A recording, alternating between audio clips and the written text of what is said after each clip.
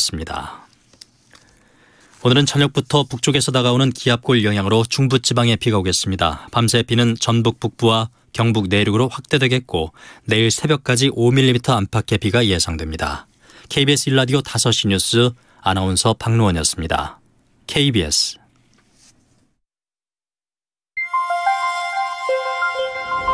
대한민국 중심 채널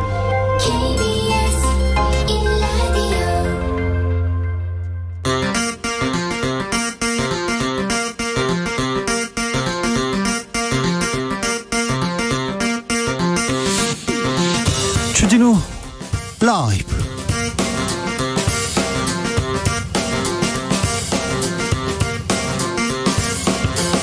(2022년 5월 25일) 수요일입니다. 안녕하십니까, 주진우입니다.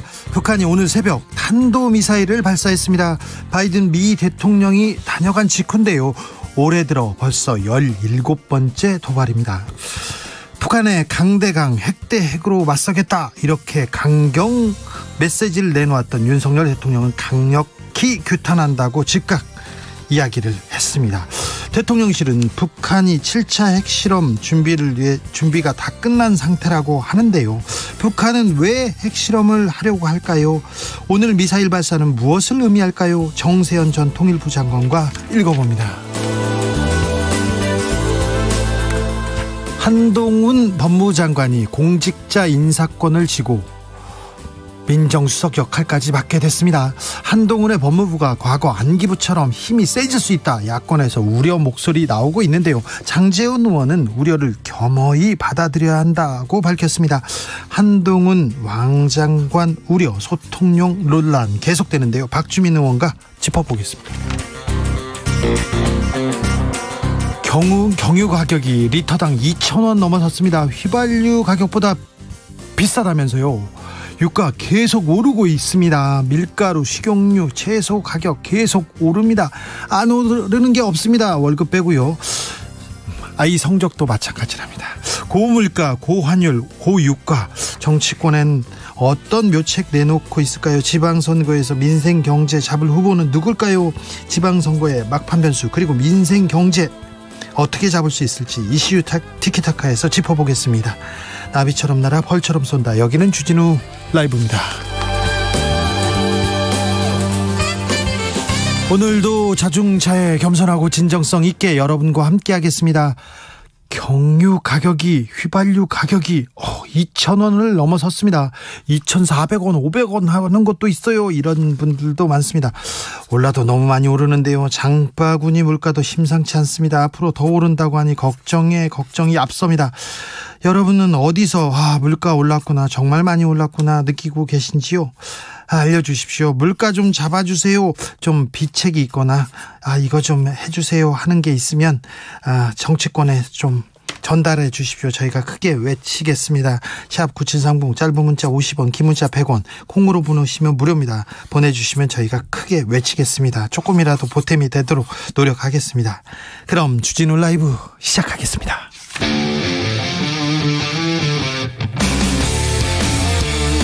탐사보도 외길 인생 20년. 주 기자가 제일 싫어하는 것은?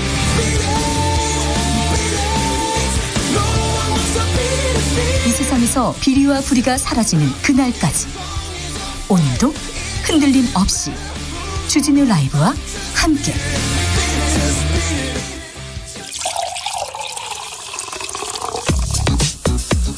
진짜 중요한 뉴스만 쭉 뽑아냈습니다. 주스 정상근 기자, 어서 오세요. 네, 안녕하십니까. 오늘 북한이 탄도미사일을 3발이나 쐈습니다. 네, 북한은 오늘 새벽 6시부터 6시 42분까지 3차례 화성 17형으로 추정되는 대륙간 탄도미사일과 이 북한판 이스칸데르로 불리는 단거리 탄도미사일을 쐈습니다. 자, 한미 양국도 미사일로 맞대응했습니다. 핵실험도 준비 중이라고 하고요. 윤석열 대통령 어떻게 대비했는지 잠시 후 정세현 전 통일부 장관과 함께 자세하게 이야기 나눠보도록 하겠습니다. 박지원 민주당 비대위원장, 오늘도 당 혁신 또 주창했습니다. 네, 박지원 위원장은 오늘 국회에서 열린 당 선대위 합동회의 자리에서 어제에 이어 다시 한번 반성과 사과를 언급했습니다. 박지원 위원장은 반성하지 않는 민주당에 대한 국민의 분노가 더 깊어지기 전에 신속히 사과하고 다시 한번 기회를 달라고 호소하는 것이 시급하다라며 민주주의를 회복하고 정착시키는 역할을 완수한 만큼 86그룹이 아름다운 퇴장을 준비해야 한다라고 말했습니다. 선거가 코앞인데 내부에서 이렇게 분란만 일으키느냐, 민주당 회의에서 고성이 나왔습니다. 네, 공개 발언 속상에서도 김민석 민주당 선대위 공동 총괄본부장은 질서 있는 혁신 과정에서 각종 현안이 당원 당규에 따라 진행되고 있다라면서 민주당은 지도부 일방 또는 개인의 지시에 처리되는 정당이 아니다라고 지적했습니다. 이후 선대위 회의가 비공개로 전환되자 참석자 다수가 박지원 위원장의 태도를 성토한 것으로 전해졌는데요. 전해천 의원은 무슨 말을 해도 좋지만 지도부와 상의하고 공개 발언을 하라라고 비판했다고 하고요. 윤호중 위원장은 이게 지도부인가라고 말하고 회의실을 떠났다고 합니다. 또 이 과정에서 회의실 밖에 대기하던 취재진의 고성이 들리기도 했다라고 합니다. 또한 민주당 대변인이 개인의 소신을 밝히는 것도 중요하지만 당 의견과 개인 의견을 분리해 가야 할 필요가 있다라면서 당대표격인 비상대책위원장을 향해 공개 불만을 표출하기도 했습니다. 박홍근 원내대표도 금시초문이다 이렇게 얘기했습니다. 지금 민주당 지도부가 지도력을 좀 보여줄 때인데요. 민주당 정치인들이 정치력을 좀 보여줘야 될 텐데 내일 모레 선거가 얼마 남지 않았는데 민주당의 상황은 좀 흐림입니다. 대통령실에서 국무조정실장 인사를 했습니다. 그런데 국민의힘에서 난색을 표하네요. 네, 신임 국무조정실장에 윤종원 IBK 기업은행장이 내정됐다라는 보도가 이어지는 가운데 오히려 국민의힘 지도부에서 제동을 걸고 있습니다. 윤종원 은행장은 문재인 정부 청와대 경제수석 출신으로 최저임금 인상, 소득주도 성장 등 이 국민의힘이 실패로 규정했던 이 문재인 정부 주요 경제정책 등을 주도했던 이유라는 점이 이유입니다. 권성동 원내대표는 좀 화가 난 것 같더라고요. 네, 권성동 원내대표는 인사 내용은 잘 모르지만 만약 그런 이야기가 있다고 하면 있을 수 없는 일이라고 잘라 말했고요. 이 문재인 정부의 실패한 경제정책을 주도한 사람이 어떻게 새로운 정부의 정책 총괄을 조정하는 역할을 할 수 있겠나라고 주장했습니다. 박근혜 정부가 경제정책을 성공한 건 아니죠? 그런 평가는 좀 드뭅니다. 그런데 박근혜 정부 청와대 비서실에 있다가 미래창조과학부 1차관을 지내던 박근혜 인사가 있었습니다. 문재인 정부의 초대 국무조정실장이 됐는데요. 그분은 홍남기 전 부총리죠. 그러니까 문재인 정부에서도 그렇게 그 국무조정실장 자리는 기재부, 그러니까 경제관료가 가던 자리였습니다. 아무튼 국민의힘에서 못 받겠다, 이건 뭐냐 이렇게 얘기하고 있다고 합니다. 오늘 국정원장 김규현 국정원장 후보자 청문회가 진행되고 있습니다. 네, 국회 정보위원회는 오늘 김규현 국가정보원장 후보자에 대한 인사청문회를 진행 중에 있습니다. 이번 청문회는 김규현 후보자가 박근혜 정부 청와대에서 국가안보실 1차장을 지냈던 시절 발생한 이 세월호 사고 보고 시각 조작 문제 등이 주요 쟁점이 됐습니다. 네. 민주당 의원들은 후보자가 국회 세월호 국조특위에 출석해서 대통령 보고 시각과 최초 지시 시각을 특위위원들에게 허위 보고했다라고 지적했습니다. 네, 박근혜 정부 청와대에서 박근혜 정부 국가보안실 1차장을 했습니다. 그때 있었던 일이 이 세월호 말고 다른 일도 많은데 국정원장 자리 굉장히 중요한 자리인데 청문회에서 그때 있었던 일, 그 후보자의 능력과 자질 그리고 도덕성을 좀 검증해야 되는데 김규현 국정원장 청문회 소식이 전해지지 않고 다른 내용만 나오고 있습니다. 아주 중요한 자리인데 국민들이 조금 더 잘 알아야 되는 사람입니다. 조금 안타깝습니다. 아이고, 1분기 합계 출생률 또 역대 최저치입니다. 네, 올해 1분기 합계 출생률이 같은 분기 기준으로 역대 최저 수준으로 떨어졌습니다. 오늘 통계청이 발표한 2022년 3월 인구 동향에 따르면 합계 출생률은 올 1분기 0.866명을 기록했는데요. 네. 합계 출생률은 2019년 1분기 1.02명을 기록한 이후 12개 분기 연속으로 1명을 밑돌고 있습니다. 아이들의 울음소리가 점점 듣기 어렵다고 합니다. 인구가 준답니다. 이거는 사회가 건강하고 행복하지 않다는 겁니다. 이 부분에 대해서 깊은 고민을 정치인들 그리고 지도층에서 해야 되는데 이런 고민은 또 많이 부족합니다. 미국에서 최악의 총기 난사 사건이 벌어졌습니다. 항상 이 뉴스를 전하는데 최악이었다 얘기하는데 또 벌어졌어요. 네, 현지 시각으로 24일 이 미국 텍사스주의 한 초등학교에서 총기 난사 사건이 발생했습니다. 라틴계 주민이 모여 사는 텍사스주의 소도시 유벨디에서 벌어진 일인데요. 네. 범인이 18살 고등학생입니다. 셀바도어 라모스이고요. 몇 명이나 희생됐습니까? 네, 어린이 19명 그리고 어른 2명 등 최소 21명이 숨졌습니다. 이렇게 총기 사고가 총기 난사 사건이 계속 벌어지는데 미국 정치권 뭐 하고 있습니까? 조 바이든 대통령 뭐라고 합니까? 네, 바이든 미국 대통령은 대국민담화를 통해 총기 단체의 로비에 맞서 합리적인 총기법 개정안이 통과되도록 의회에 압력을 가해달라라고 요청했습니다. 바이든 대통령은 18살 청소년이 총기를 살 수 있다는 생각은 잘못된 것이라면서 얼마나 많은 학생이 전쟁터처럼 학교에서 친구들이 죽는 걸 봐야 하느냐고 탄식했습니다. 학교가 전쟁터인가요? 뭐 학교에서 계속 이런 사건이 발생하기 때문에 학교에서 이거 총기 난사 사건 오늘 조심해라. 이거 너 학교 가서 총기 난사 사건 조심해. 연쇄살인범 조심해. 이걸 인사로 건네다니요. 미국에서는 18세 이상이면 총기 구입이 가능합니다. 이게 건강한 건지 참 이런 고민이 왜 없는지. 미국은 참 알다가도 모를 나라예요. 코로나 상황 어떻습니까? 네, 오늘 코로나19 신규 확진자 수는 23,956명으로 어제보다 2,300여 명 정도 줄었고요. 지난주와 비교하면 7,300명 줄었습니다. 주스 정상근 기자와 함께했습니다. 감사합니다. 고맙습니다. 북한이 탄도미사일을 또 발사했습니다. 올 들어 17번째라고 하는데요. 이번 발사 뭘 의미하는 걸까요? 곧 핵실험할 거라는데 이거는 또 왜 하는 건지 물어보겠습니다. 정세현 전 통일부 장관 안녕하세요. 예, 안녕하세요. 네. 장관님. 네. 북한이 미사일을 발사했습니다. 예. 왜 그랬을까요? 바이든 대통령이 이제 한국을 방문해서 윤석열 대통령하고 뭐 정상회담을 하지 않았어요. 네. 그 한미 공동 성명에 상당히 북한으로서는 좀 뭐 겁난다고 그럴까 북한을 자극 그런 얘기들이 좀 있죠. 강한 발언이 좀 있었어요. 연합훈련을 확대한다. 네. 확대 실시하겠다. 한미 연합훈련을 겁나요 북한은. 그다음에 예, 북한이 그 군사적으로 도발을 하면 확장 억제 전략 협의체를 즉시 가동해가지고 뭐 전략 자산 같은 것도 한반도에 막 들여오고 해서 북한을 가만두지 않겠다. 예. 이렇게 그 합의를 하고 발표하고 하지 않았어요? 예. 그거에 대한 북한 나름의 대답입니다. 핵 대 핵 뭐 이렇게 그렇지. 강대강 얘기에 대해서 근데 조 바이든 대통령이 있을 때는 가만히 있다가 가니까 이제 또 빵 쐈습니다. 있을 때는 그건 좀 뭐 그 사람들이 뭐 조 바이든 대통령을 그렇게까지 자극하면은 네. 곤란하지. 네, 알겠습니다. 그 사람들도 그러니까 그 전에도 한미연합 훈련이 세게 실시가 될 때는 네. 말로는 연합 훈련 뭐 앞두고 뭐 비난도 많이 하지만은 네. 훈련 기간 중에는 절대로 그 군사적인 행동을 하지 않았습니다. 네. 끝나면은 뒤에다 대고 꼭 일을 벌였었거든요. 네. 그러니까 이것도 마찬가지입니다. 앞에서 말 못하고 끝나면 뒤에다 쏩니다. 네, 알겠습니다. 핵실험 준비가 끝났다 이런 얘기가 계속 나옵니다. 네, 왜 청와대에서 뭐 확인했다면서요? 네, 왜 북한은 핵실험에 나서려고 하는 걸까요?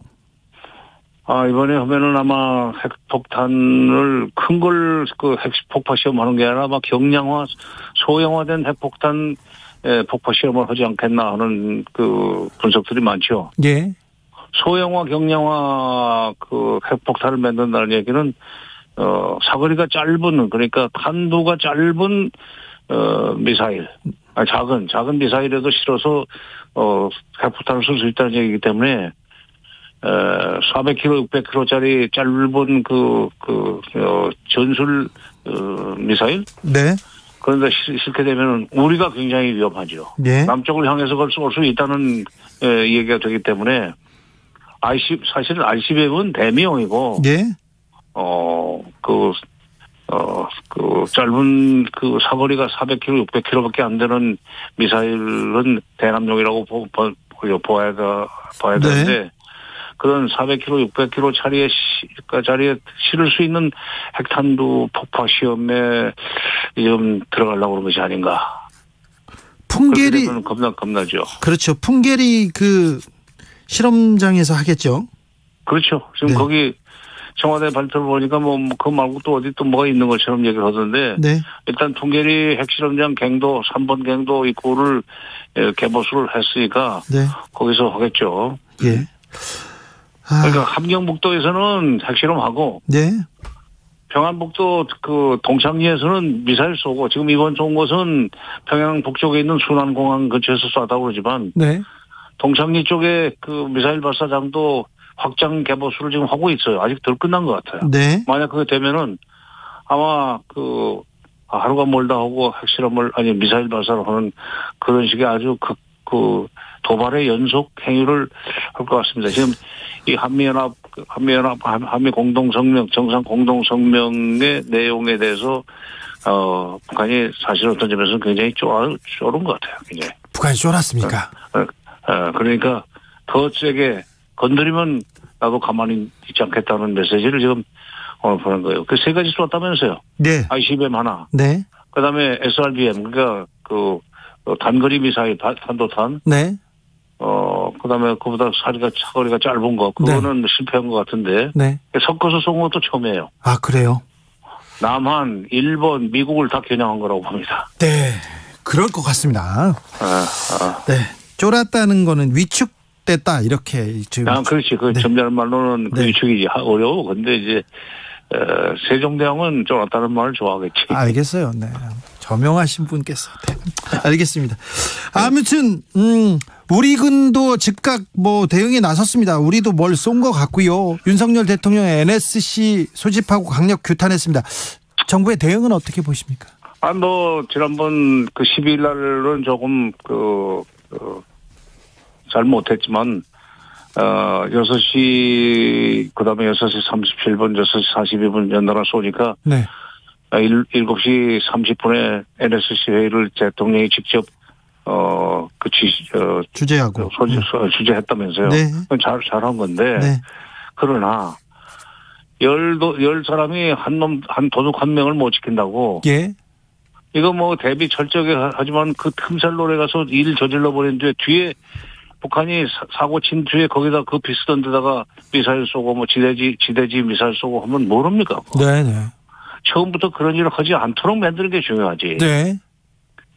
처음부터 그렇게 하지 않도록 만드는 것은 협상밖에 없어요. 대화밖에 없어요. 그런데 자꾸 북한이 위험한 짓을 하면 가만두지 않겠다는 그런 엄포를 놓으면서 군사적으로 그 강력한 대응 조치가 됐다고 이렇게 자꾸 자랑을 하니까. 네. 그럼 한번 해보자 하는 그런 얘기가 됐어요, 지금 서로 남과 북이 서로 한번 해보자고 해서 서로 자극하면서 지금 계속 대결 구도를 끌어올리고 있습니까? 그렇게 그러다 보면 에스컬레이터 되는 거지, 서로 주거니 받거니 하면서. 네. 그러다 보면 나중에 뭐라 그러냐면 충돌이 일어날 수 있죠. 네. 이거 대결로 가지 말고 평화로 가야 되는데 대화로 가야 되는데요.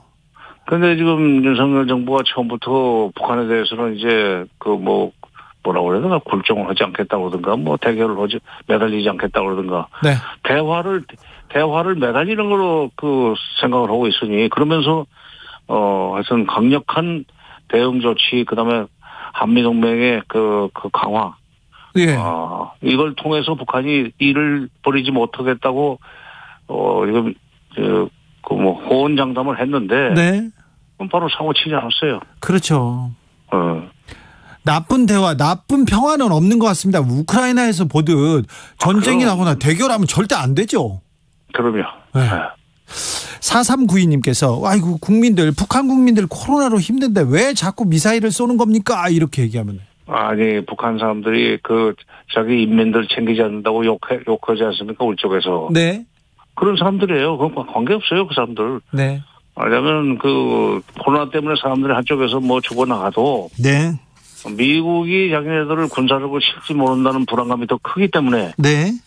인민들을 보살피는 것보다는 방어 대책을 더 강화하는 것이 훨씬 더 국가적으로 중요하다고 그 사람들은 여길 거예요. 북한은 대내 정치용으로도 이거 미사일을 쏘고 핵실험할 가능성이 크네요. 글쎄, 그거는 북한 주민들이 그렇게까지 상세하게 할까? 그럴까요? 그래도 쐈다, 이렇게 쐈다는 얘기는 또 자기네들이 또. 물론, 미국이 우리를 절대로 건드릴 수 없도록 우리 힘도 지금 막강하다 하는 그런 얘기는 하겠지만, 그런다고 해서, 눈앞에 지금 사람이 죽어나가고 먹을 것이 없는데 정치 잘한다 그러겠어요. 자, 남한에서 강한 메시지가 나오고 한국에서 그렇게 메시지가 나오고 북한에서는 또 미사일을 쏘고요. 또 핵실험을 할 수도 있고 이게 대결 강대강 구도가 계속되는데 자, 우리 정부는 어떻게 해야 될 것 같습니까? 어떻게 해야 이 대결 구도에서 벗어날 수 있을까요? 지금이라도 네.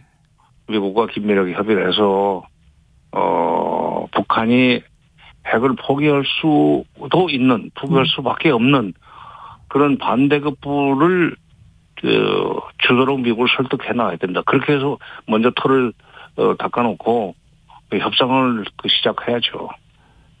핵 문제가 끼어있기 때문에 미국이 움직여야 돼요. 네. 우리가 움직이면 소용없어요. 네. 그러니까 북한을 상대로 해서 엄포만 놓지 말고 미국을 상대로 해서 이 협상적으로 가자는 걸 설득을 해야 되는데 그게 될지 그건 모르겠네요. 첫 단추가 좀 어떻게 꿰어진 것 같습니까? 걱정이네요. 윤석열 정부 외교안보팀의 성향이 처음부터 대화는 의미 없다 하는 그런 쪽으로 가닥이 잡혀 있었기 때문에 네. 쉽지 않겠지만 그러나 일이 더 커지기 전에 네. 방향 전환을 모색을 해야 된다고 저는 봅니다. 네. 네. 말씀 잘 들었습니다. 걱정이 커졌습니다. 아니 나중에 큰 후회 오기 전에 네. 진짜 지금부터 생각을 달리 좀 해야 됩니다. 알겠습니다. 예. 다시 모셔서 얘기 듣겠습니다. 지금까지 정세현 전 통일부 장관이었습니다. 감사합니다. 예. 예. 3028님께서 구내 식당 영양사인데요. 식용유 가격이 너무 올랐어요. 튀김 메뉴 내기 겁납니다. 이제 물건도 없을까 봐 창고에 쟁여놔야 되나 걱정이네요. 걱정이란 분이 너무 많습니다. 아이고, 남하은님, 가족들이 경비 전략으로 경유차 구매했어요. 그런데 안 탈 수도 없는 거리라 걱정입니다. 어떻게 하지요? 경유차 구매했는데 경유값 계속 오릅니다. 1340님, 저는 잡채를 정말 좋아하는데요. 잡채를 정말 좋아해요. 근데 당면값이 20%는 오른 것 같아요. 20%나요? 최선희님, 겨울도 아니고요. 이제 여름처럼 더운데 제철 과일이라고 해도 과일 구매하는 것이 사치품 사는 것처럼 좀 부담이 돼요. 네, 얘기합니다. 물가 좀 잡아주세요. 정치권에 외칩니다. 교통정보센터 다녀오겠습니다. 오수미 씨.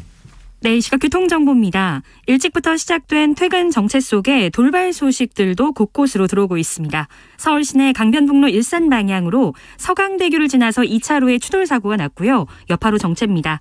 같은 일산 쪽 이미 교통량도 빠르게 늘어나면서 성수동부터 서강대교까지 쭉 속도가 안 나고 있습니다.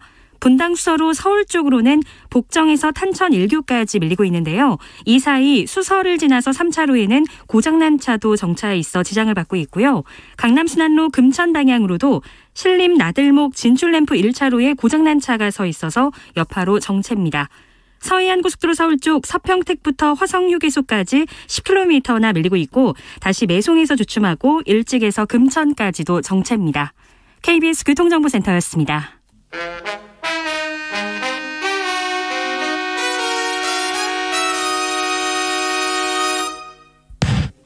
주진우 라이브 돌발 퀴즈. 오늘의 돌발 퀴즈는 객관식으로 준비했습니다. 문제를 잘 듣고 보기와 정답을 정확히 적어 보내주세요. 잉글랜드 프리미어리그 득점왕에 오른 손흥민 선수가 시즌을 마치고 금이 환영했습니다. 입국장에서 여러 번 허리를 숙이며 환호에 답한 손흥민 선수는 이것을 꺼내 보여주기도 했는데요. 가장 많은 득점을 기록한 선수에게 수여하는 상, 이른바 득점왕 트로피인 이것의 이름은 무엇일까요? 보기 드릴게요. 1번 골든부트, 2번 골든크로스. 다시 들려드릴게요. 1번 골든부트, 2번 골든크로스. 샵9730 짧은 문자 50원, 긴 문자는 100원입니다. 지금부터 정답 보내주시는 분들 중 추첨을 통해 햄버거 쿠폰 드리겠습니다. 주진우 라이브 돌발 퀴즈 내일 또 만나요.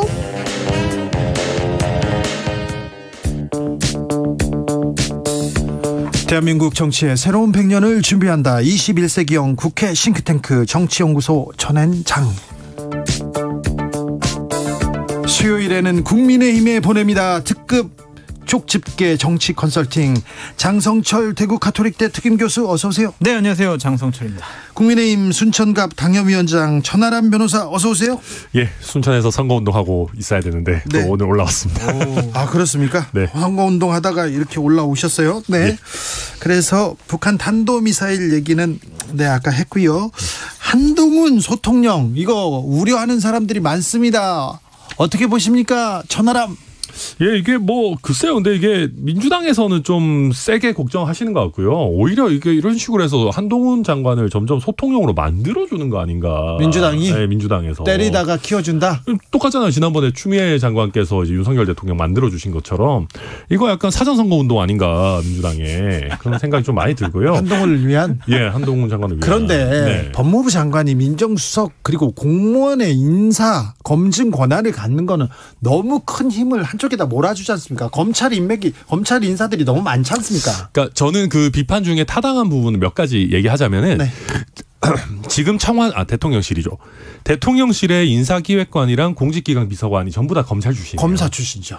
그러니까 수사관 출신도 계시긴 한데 어쨌거나. 검사죠. 네. 근데 그런 상황에서 지금 법무부에 이런 걸 만든다고 하니까 우려가 전 나올 수 있는 상황이라고 다 보고요. 검사들 검찰에서 다 해먹어라 이렇게 나옵니다. 그래서 저는 그러니까 인사기획관이 이제 기본적으로 3배수 5배수 추려서 법무부로 토스해서 법무부에서 그걸 검증해가지고 다시 대통령실로 보내겠다는 계획이잖아요. 네. 만약에 그런 계획이면 대통령실에 있는 인사 담당하는 분들은 좀 검찰 출신을 뺐으면 좋겠다. 좀 더 정무적인 그런 기능을 좀 강화하고 검사들이 해야 되는 검증 기능은 요 법무부로 좀 몰았으면 좋겠다. 그런 생각은 장성철 교수님. 동감합니다. 저도 동감이에요. 너무 권한이 한쪽에 몰려 있다라는 좀 생각이 듭니다.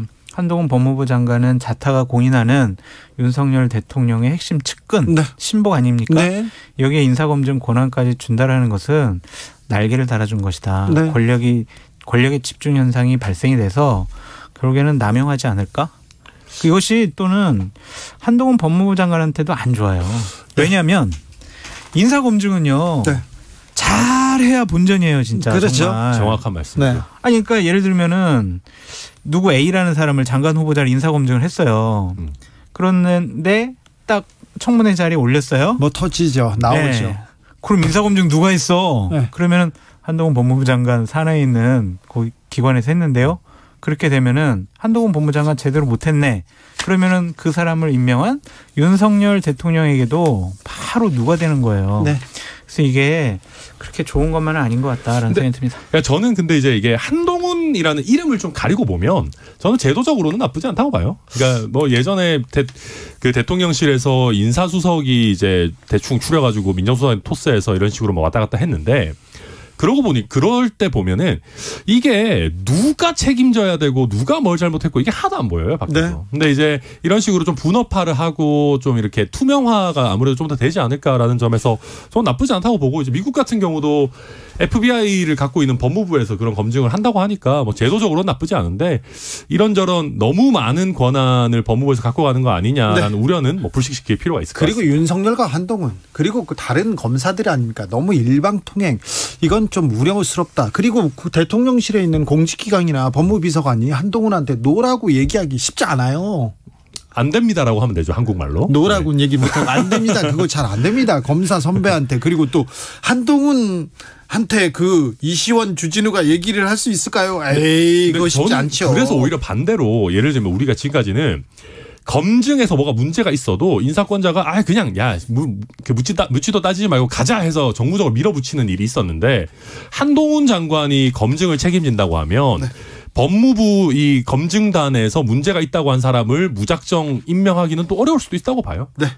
여러 가지로 작용할 수 있죠. 근데 저는 하나 더 우려스러운 게 뭐냐면은 검찰 출신들 검사들이 너무나 이 대통령실이라든지 아니면 각 부처 장관실에 핵심 요직에 다 있어요. 아이고, 많아요. 네, 그래서 진짜 야당이 비판하는 검찰 공화국이라는 우려에 대해서 저는 더 우려스럽게 생각을 하고 있습니다. 피해갈 수 있는 부분인데 그 우려를 조금 인사에서 보여준 것도 맞아요. 검찰 공화국 되는 거 아니냐 했는데 계속해서 검찰 인사를 중용하고 있습니다. 제가 우려스러운 건 뭐냐면 그분들이 이전의 사적인 인간관계를 통한 여러 가지 국정에 대해서 논의를 한다면 이것은 하나의 비선 조직에 의해서 나라가 다스려질 수도 있다라고 얘기를 할 수가 있는데 네. 문재인 정권 시절에 저희가 비판을 많이 했던 거는 아니 이렇게 민변 출신들이 많이 지금 곳곳에 가 있어. 이거 민변공화국 아니야? 민변의 나라야? 막 이런 식의 비판을 했었는데 검찰공화국이라는 비판을 들어도 네. 어떻게 해명할 수 있는 방법이 없다. 자, 그리고 인사의 또 하나의 특징이 왜 이렇게 여성이 없는 거야. 그래서 미국 기자도 젠더 갈등 지적하기도 했습니다. 그런데 윤석열 대통령이 정치를 시작한 지 얼마 안 돼 시야가 좁았다. 인정했어요? 이거 대통령께서 이런 말씀 하시는 거는 큰 용기가 필요한 것이었고 본인이 정말 본심이 드러나지 않으면 이런 얘기를 못해요. 정치적인 립서비스가 아닙니다. 그래서 저는 윤석열 대통령께서 경험한 것을 앞으로 더 국정을 운영하는데 나아지는 방향으로 사용할 수가 있다. 그래서 정말 말씀 잘해 주셨다. 근데 워딩 자체는 되게 소탈하게 잘 나왔죠. 뭔가 진심에서 우러나온 것 같은 느낌이고 되게 꾸밈 없는 느낌을 많이 줍니다. 윤석열 대통령. 그런 점에서는 뭐 좋은 것 같고요. 근데 이제 제가 한 가지 우려하는 점은 장기적으로 우리가 여성 인재들 더 또 이제 우리 육성해 나가고 뭐 좋은 리더들을 발굴해 나가고 뭐 맞죠. 기회를 부여해야 된다면 좋은데 저는 이제 지금 장관 자리 2개 비어 있잖아요. 네. 또 대통령께서 한마디 하셨다고 또 급하게 막 여성으로 해야 된다 막 해가지고 막 이상한 사람 막 추미애 김현미 막 이런 분들 모시고 올까봐 아니 좀 걱정해 그런 게 갑자기 천하람 변호사 여기서 추미애 김현미가 아닙니다. 뭐 또 뭐 좋으신 분들이죠. 그래서 저는 좀 여성분들 네. 이렇게 좀 발굴했으면 좋겠어요. 일부러라도 찾아서 네. 정말 능력 있는 분들 이번에 우대하고 좀 장관 후보로 추천을 하는 게 어떨까요? 그래 너무 좀 비율이 너무 떨어져요. 김성수님 검증단은 무엇을 가지고 검증을 합니까? 정보기관을 만드는 건 아닐까요? 인사하면서 검증 정보가 모일 텐데 이런 우려도 있습니다. 자 넘어갑니다. 네. 자 요즘 정치권 뉴스 어떤 박지현 화두는 박지현입니까? 네, 오로지 박지현. 네. 26세의 정치 경험이 없는 정말 용기 있는 청년 정치인이 정말 586 세대들 그다음 민주당의 지도부를 향한 외침이 하나의 울림이 돼서 민주당도 바꾸고 정치권을 바꾸는 중요한 계기가 됐으면 좋겠다라고 저는 응원을 드리고 싶습니다. 물론 많은 민주당에 계신 분들이 시점이 적절했어? 내용이 적절했어? 왜 우리랑 상의 안 했어?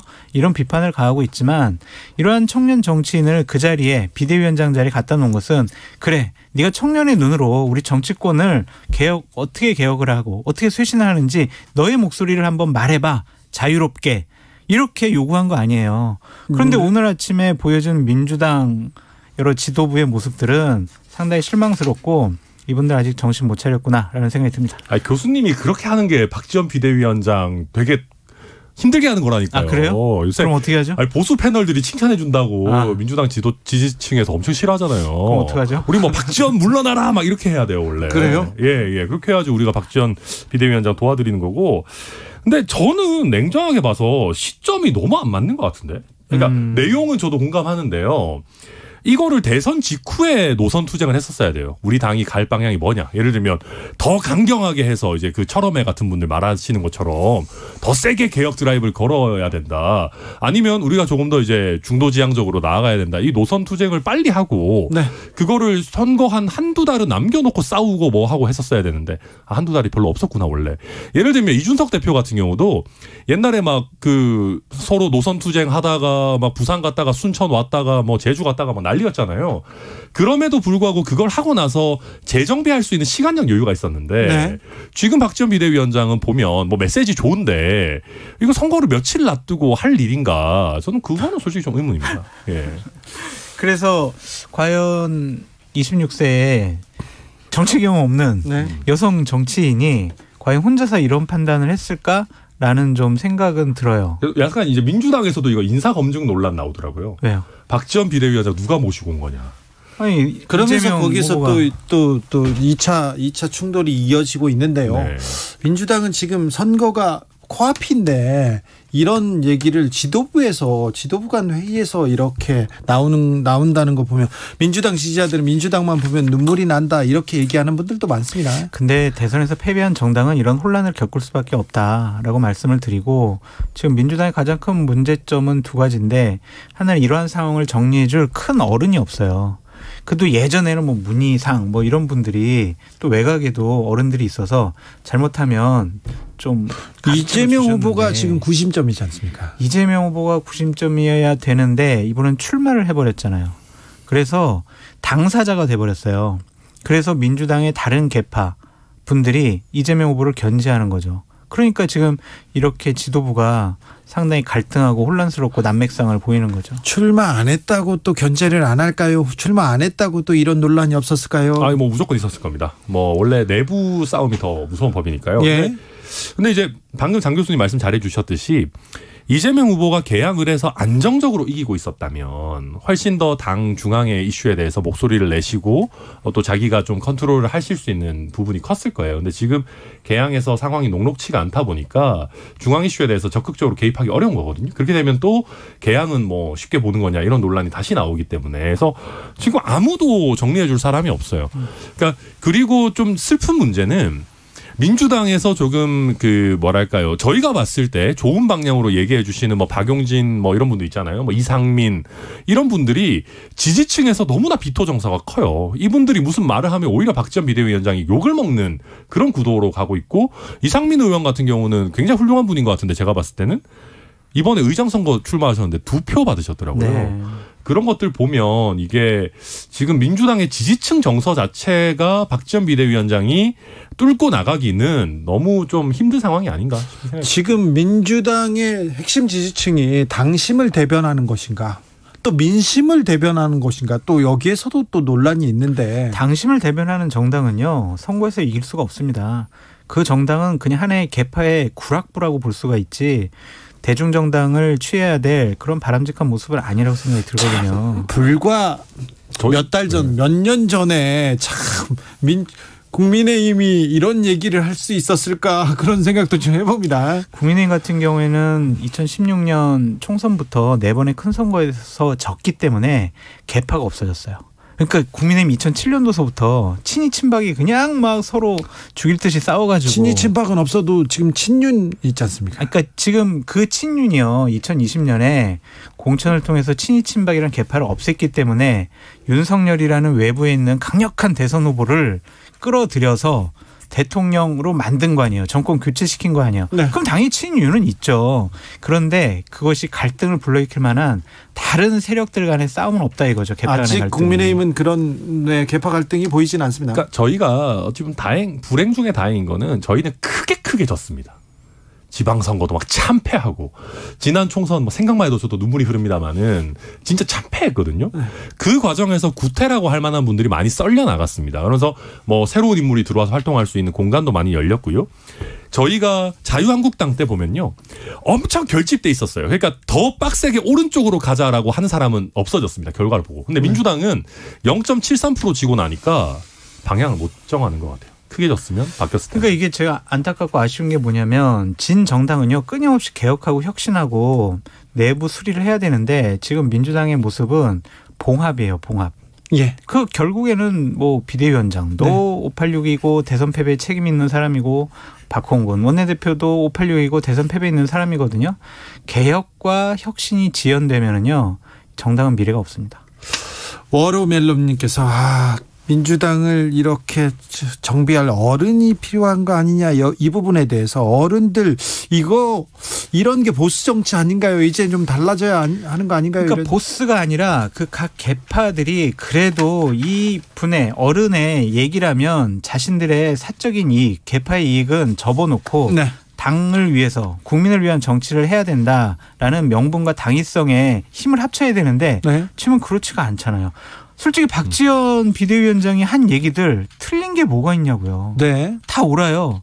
그런데 그것을 왜 너 혼자 했어? 시점이 왜 이렇게 했어? 왜 당내 조율하지 갈등 않았어? 네, 왜 당내 갈등 불러일으켜? 지방선거를 앞두고 이게 뭡니까? 근데 그 말이 저도 좀 뭐 시점은 저도 뭐 그렇지만 조율하지 않았어는 좀 웃긴 것 같아요. 비대위원장이 물론 선출되지 않은 권력입니다만은 당 대표격인데 아니 당 대표가 자기 얘기하는데 누구랑 왜? 아니 자기 얘기를 하더라도 이 당 대표고 당의 대표적인 목소리이기 때문에 주변 사람들하고 얘기할 수도 있죠. 난 이렇게 생각한다. 이렇게 얘기하겠다. 그러니까 이거. 상의를 할 수는 있는 건데 네네. 상의를 하지 않았다고 해서 개인 자격에 불과하다 이렇게 할 일은 아니죠. 그럴 거면 왜 당 대표격으로 모셔왔습니까? 그런 그렇습니까? 부분이 좀 안타까워요. 아니 그러니까 비대위원장이잖아요. 비대위원장. 비상 상황에서 본인 목소리 내서 국민들에게 다시 한번 민주당에게 눈길을 돌려달라고 한 번 더 쳐다봐 달라고 그래서 한 번 더 선택해 달라고 그렇게 민주당을 바꾸라고 모셔온 비대위원장이잖아요. 그분이 자기 목소리 내는데 너 조용히 하고 있어. 이게 말이 됩니까?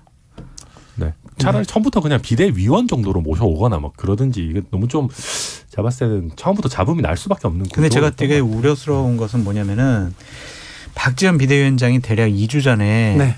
그 박완주 국회의원의 성범죄에 대해서 사과하고 징계를 했잖아요. 네. 그러고 난 다음에 민주당의 지지율이 좀 떨어졌었고 네. 충청권의 선거 판세가 안 좋아졌어요. 예. 그러면은 만약 지방선거 때 충청권에서 패배를 당한다면 당신이 그때 선거 전에 그 박완주 의원 그 건을 터뜨리는 바람에 그 건을 징계하는 바람에 우리 충청권 선거에서 졌어. 그래서 우리 지방선거 진 거야. 우리 민주당 지지율 떨어졌어. 당신 때문이야라고 지방선거의 책임을 박지원 비대위원장에게 전가시킬 수가 있어요. 근데 그거 말이 안 되는 얘기죠. 말이 안 돼요. 아이고 그건 박완주 제가 말이 책임이지 안 된 어떻게 아니 그런 얘기 하는 사람들이 말이 안 돼. 하는 사람 많아요 지금. 예. 많은데 그런 우려가 보인다라는 거예요. 야님께서 쇄신안 많이 외치는데 더 나은 미래를 위한 쇄신을 얘기하는 게 아니라 쇄신을 위한 쇄신을 외치는 것 같아요. 4207님께서 민주당 응원하는 사람인데요. 정말 답답하고 한심합니다. 어른이 필요한 게 아니고 구정치하는 지도부 싹 다 물러나야 합니다. 선거 끝나면 누구 책임론 이제 계속 일어날 것 같습니다. 그래서 8월달 전당대회 때까지 민주당은 폭풍에 시달릴 것이다. 장성철 천하람 두 분 감사합니다. 감사합니다. 네. 감사합니다. 오늘은 1부에서 제8회 지방선거 후보 경력 방송이 있습니다. 그래서 방송이 좀 짧습니다. 저는 6시에 2부 이어가겠습니다.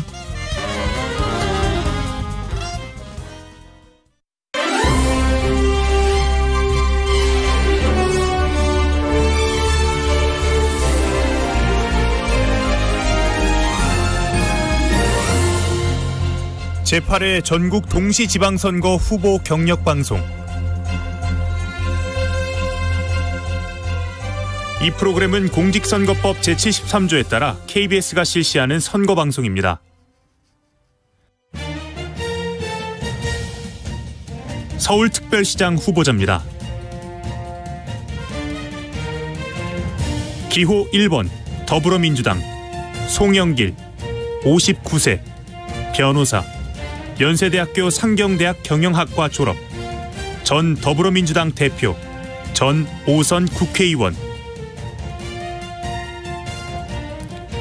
기호 2번 국민의힘 오세훈 61세 서울특별시장 고려대학교 법학대학원 졸업 법학박사 현 제38대 서울특별시장 전 제16대 국회의원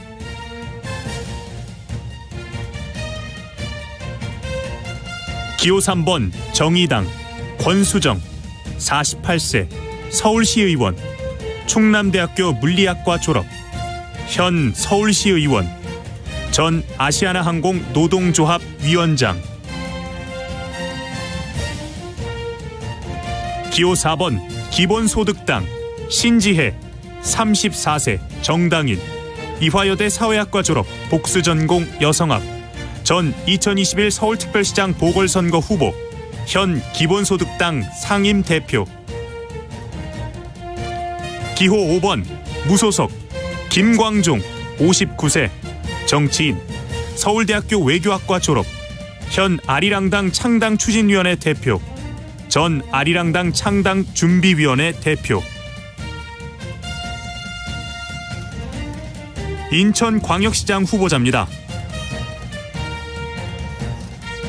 기호 1번 더불어민주당 박남춘 63세 인천광역시장 고려대 행정학과 졸업 현 인천광역시장 전 노무현 정부 청와대 인사수석 비서관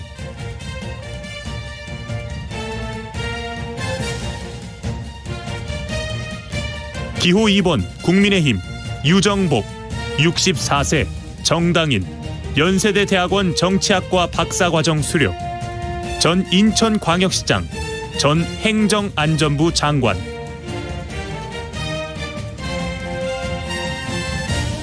기호 3번 정의당 이정미, 56세 정당인, 성공회대 NGO 정치정책학 석사 수료, 전 제20대 국회의원, 전 정의당 당대표.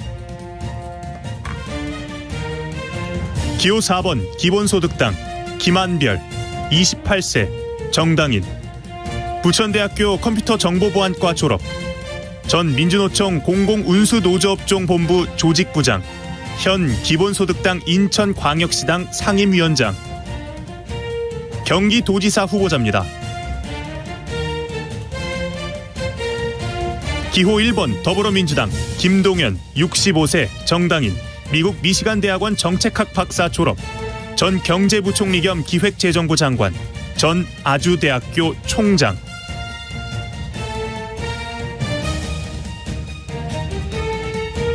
기호 2번 국민의힘 김은혜, 51세 정당인, 연세대학교 언론홍보대학원 문학석사 졸업, 전 성남시 분당구갑 국회의원, 전 대통령실 대변인. 기호 3번 정의당 황순식, 44세 정당인, 서울대학교 자연과학부 졸업, 해양학 전공, 전 과천시의회 의장, 현 정의당 경기도당 위원장.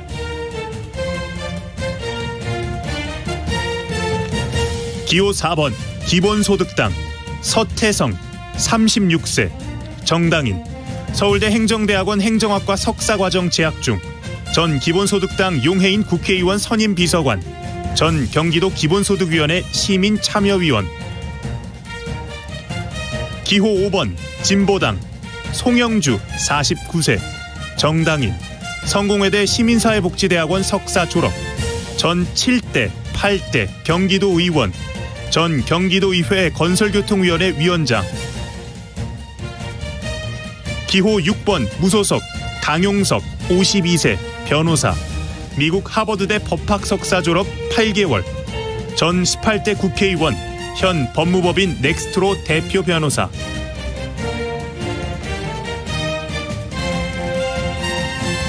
이어서 서울특별시 교육감 후보자입니다. 최보선, 62세 새로운 대한민국 교육포럼 대표, 한국외대대학원 이어 이문학과 졸업 문학석사, 전 서울특별시 교육의원, 전 대구카톨릭대학교 이탈리아학과 조교수.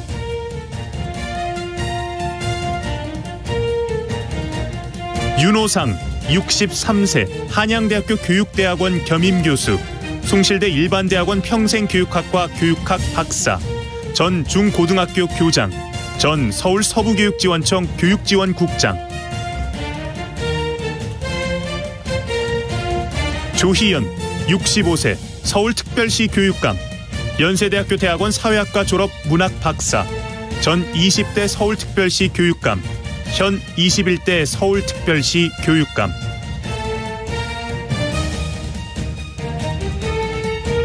박선영, 66세 21세기 교육포럼 대표, 서울대학교 대학원 졸업 법학 박사, 전 2018 서울시 교육감 보수 단일 후보, 전 제18대 국회의원.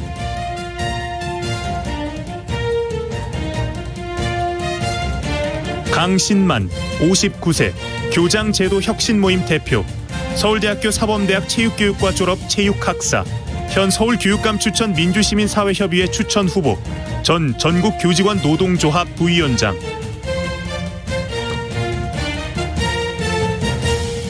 조전협, 61세 서울 중도보수 교육감 후보, 미 위스콘신대 경제학 박사, 현 서울시 중도보수 교육감 후보. 조영달, 61세 서울대학교 사범대학 사회교육과 교수, 미 펜실베니아 대학원 철학 박사, 현 서울대학교 사범대학 사회교육과 교수, 전 서울대학교 사범대학 학장.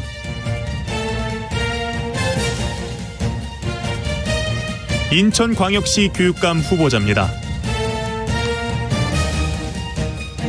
도성훈 61세 인천광역시 교육감, 중앙대 국어국문학과 졸, 전 동암중학교 교장, 현 인천광역시 교육감.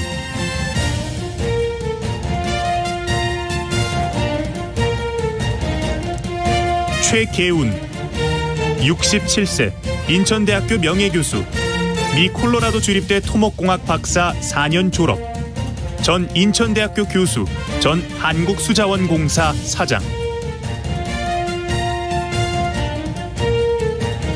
서정호 48세 무직, 인하대 교육대학원 생체과 석사 재적 1학기, 전 인천광역시 의원 교육위원회 제1부위원장, 전 학력인정 남인천 고등학교 교사. 경기도 교육감 후보자입니다. 성기선 58세 교수, 서울대학교 대학원 졸업 교육학 박사, 전 문재인 정부 한국교육과정평가원 원장, 현 경기교육감 민주진보 단일 후보 경기교육혁신연대.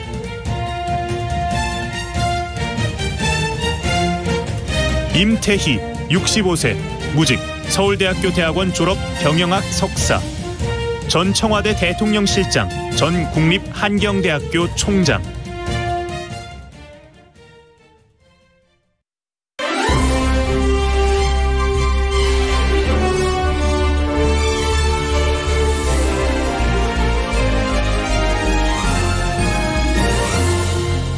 지금까지 제8회 전국 동시지방선거 후보 경력 방송이었습니다.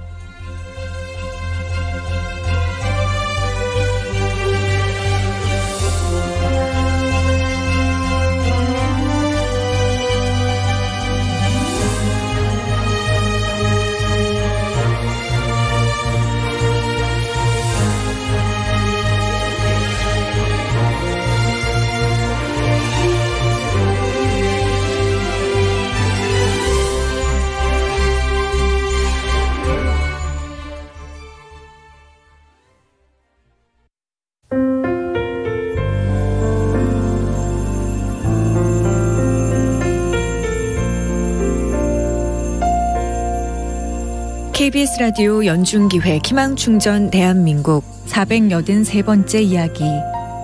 안녕하세요. 아나운서 이현주입니다. 초등학교 5학년 수연이는 학교 후 함께 놀자는 친구들의 유혹을 뿌리치고 곧장 집으로 달려갑니다. 관절 연골에 종양이 생기는 육종암 진단을 받고 투병 중인 엄마가 온종일 수연이만 기다리고 있기 때문입니다. 극심한 우울증에 시달리는 아빠를 대신해 혼자서 엄마를 간병하고 있는 수연이. 고사리 손으로 아픈 엄마를 챙기면서 애를 써온 세월이 벌써 수년째인데요. 수연이의 갖은 노력에도 불구하고 엄마는 결국 시한부 판정을 받았습니다. 엄마는 또래보다 일찍 철이 들어버린 수연이가 너무 안쓰럽게 느껴집니다. 수연이와 엄마가 지치지 않고 힘을 낼 수 있도록 여러분이 따뜻한 격려를 보내주세요.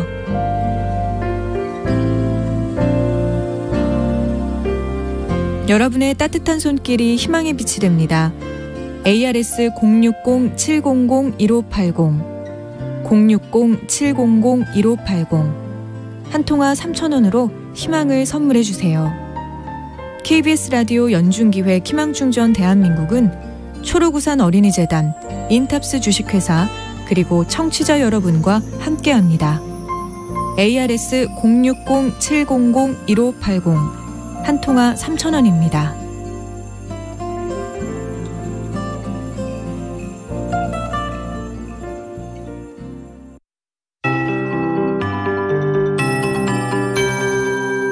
KBS 58분 날씨. 오늘 서울의 낮 최고 기온 26.7도로 평년보다 1.8도가 높았습니다. 이제 거의 예년 수준과 흡사해졌는데요. 북쪽을 지난 기압골의 영향으로 오늘 저녁부터 밤 사이에 중부지방에 비가 내리면서 공기가 시원해지겠습니다. 내일 계속해서 찬 공기의 영향을 받기 때문에 내일과 모레 낮 기온은 오늘보다도 2도에서 5도 정도 더 낮겠습니다. 낮 동안 선선하겠습니다. 내일 새벽에는 전국 곳곳으로 한때 비가 내리겠습니다. 오늘 밤부터 내일 새벽까지 5에서 20mm 정도의 비가 내리겠고요. 내일 늦은 오후부터 모레 새벽 사이 중부 일부 지방으로는 약하게 비가 더 내립니다. 이 비의 양은 5에서 10mm가량 되겠습니다. 또 오늘 밤까지도 충북 남부와 전라 동부 내륙, 경북권 등 소나기 내리는 곳이 있겠는데요. 소나기 양 5에서 10mm 정도 되고 돌풍과 함께 천둥, 번개 치는 곳이 있으니까 주의하셔야겠습니다. 내일 아침 기온은 서울 14도 등 10도에서 19도 분포가 되겠고 낮 최고 기온은 서울 24도 등 20도에서 29도의 분포를 예상하고 있습니다. 내일 새벽부터 모레 오전 사이 강원 산지에는 바람이 매우 강하게 불겠습니다. 초속 25m 안팎으로 불겠고요. 내일은 중부지방으로 강풍이 예상됩니다. 지금 서울의 기온은 21.9도입니다. 강혜종입니다.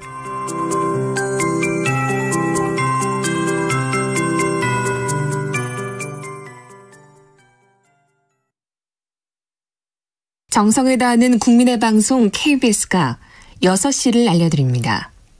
AM 711kHz, FM 97.3MHz, KBS 1라디오입니다.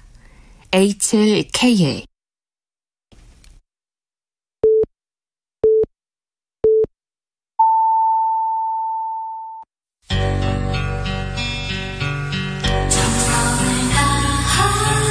정성을 다하는 국민의 방송 KBS 주진우 라이브. 그냥 그렇다고요. 이 시각 라디오 정보센터 뉴스입니다. 북한이 오늘 오전 대륙간 탄도미사일 ICBM으로 추정되는 탄도미사일 등을 발사한 것과 관련해 한미 국방장관이 전화통화를 하고 북한의 탄도미사일 발사를 규탄했습니다. 두 장관은 앞으로 북한이 어떤 도발을 하더라도 강력하고 효과적으로 대응해 나가기로 했습니다. 유럽과 북미 지역에서 확산하고 있는 원숭이 두창의 국내 유입에 대비해 정부는 검사 체계에 대한 준비부터 강화하기로 했습니다. 대외경제정책연구원은 우리나라의 국내 총생산 대비 부동산 보유세는 OECD 평균보다 낮은 수준이지만 거래세와 증여세는 평균을 웃돌아 전체 재산 과세 부담이 높은 편이라고 분석했습니다. 이정식 고용노동부 장관은 현행 주 52시간제와 관련해 중소기업과 간담회를 갖고 현장 의견을 수렴했습니다.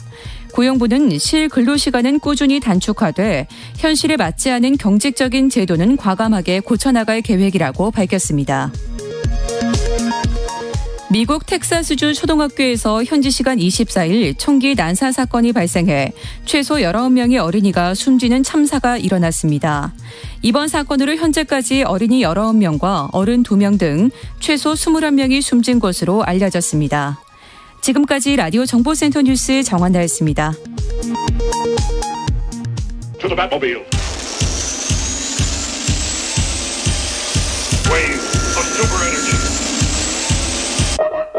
주 기자의 1분. 어제 저녁 서울 성동구의 한 아파트에서 40대 여성과 6살 아들이 바닥으로 떨어져 숨졌습니다. 아이는 발달 장애를 겪고 있었습니다. 어머니는 장애가 있는 아이를 돌보면서 심각한 우울증을 앓고 있었습니다. 얼마나 힘들었으면, 추락하는 시간이 얼마나 길게 느껴졌을까. 상상할 수도 없는, 가늠할 수도 없는 슬픔에 가슴이 미어집니다. 어제 인천에서 30대 뇌병변 장애인이 숨진 채 발견됐습니다. 30년 넘게 장애인 딸을 돌보던 어머니가 딸을 숨지게 했습니다. 어머니도 극단적인 선택을 시도했는데 발견돼서 생명을 건졌습니다. 경찰은 병원에서 어머니를 긴급 체포해 구속영장을 청구했습니다. 이런 일에는 참 엄정하게 빠르게 법 집행합니다. 지난 3월 수원에서 8살 발달장애 아이가 숨졌습니다. 초등학교에 입학하던 날이었습니다. 시흥에서는 20대 발달장애인이 목숨을 잃었습니다. 어머니의 손에 의해서. 자식에 대한 어머니의 사랑은 가장 고귀한 사랑의 모습일 것입니다. 중국 산시성에서 거동이 불편한 어머니를 내다 버려서 생매장한 페류나가 있었습니다. 사흘 만에 땅속에서 구조된 노모는 내가 스스로 땅을 파서 들어갔다. 아들은 죄가 없다고 끝까지 아들을 감쌌습니다. 죽을 때까지 노모는 감옥 간 아들 걱정하다가 숨졌습니다. 신은 어디에나 있을 수 없으므로 어머니를 만들었다. 이런 말이 있습니다. 그런데 신마저 포기할 수밖에 없는 크나큰 고통. 장애 아동을 둔 어머니가 모든 걸 책임져야 하는 구조. 이거는 너무 후진적입니다. 야만적입니다. 지난달 발달장애 부모들이 수백 명이 모여서 발달장애인 24시간 지원체계 국가에서 만들어달라면서 삭발을 했습니다. 그런데 아무런 응답이 없습니다. 아직도 누구도 응답하지 않습니다. 그러는 사이 어머니가 자신의 목숨보다 1000배 소중한 아이를 제 손으로 죽여야 했습니다. 어머니의 비극은 계속될 수 있습니다. 더 이상 외면하면 안 됩니다. 이 살인은 사회적 살인입니다. 공동체적 살인입니다. 지금까지 주기자의 1분이었습니다.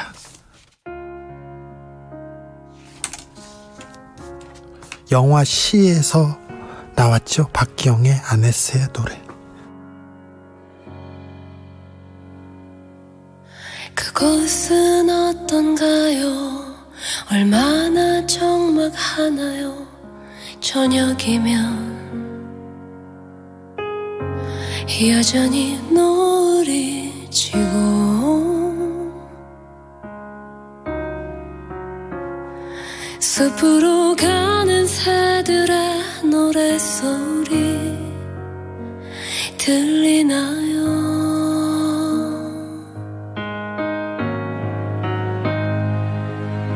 참아붙이지 못한 편지 당신이 받아볼 수 있나요? 하지 못한 고백 전할 수 있나요?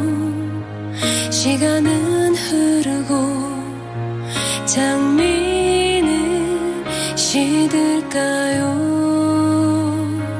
이제 작별을 할 시간 머물고 가는 바람처럼 그림자처럼 오지 않던 약속도 끝내 비밀이었던 사랑도 서러운 내 발목에 맞추는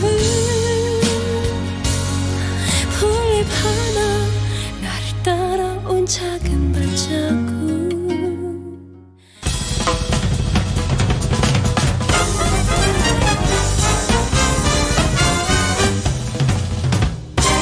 훅 인터뷰. 모두를 위한, 모두를 향한 모두의 궁금증 훅 인터뷰.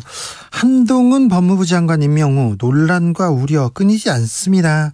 법무부가 민정수석실에서 하던 공직자 인사 검증까지 한다니까 이거 논란 더 커지고 있습니다. 왜 우려하는 것인지 물어보겠습니다. 박주민 더불어민주당 의원, 안녕하세요. 예, 안녕하십니까. 네, 잘 계시죠? 네, 잘 있습니다. 무슨 일로 바쁘십니까? 요즘 지방선거고요. 그리고 네. 국회에서는 지금 평등법, 차별금지법을 위해서 뛰고 있습니다. 차별금지법은 어떻게 된답니까?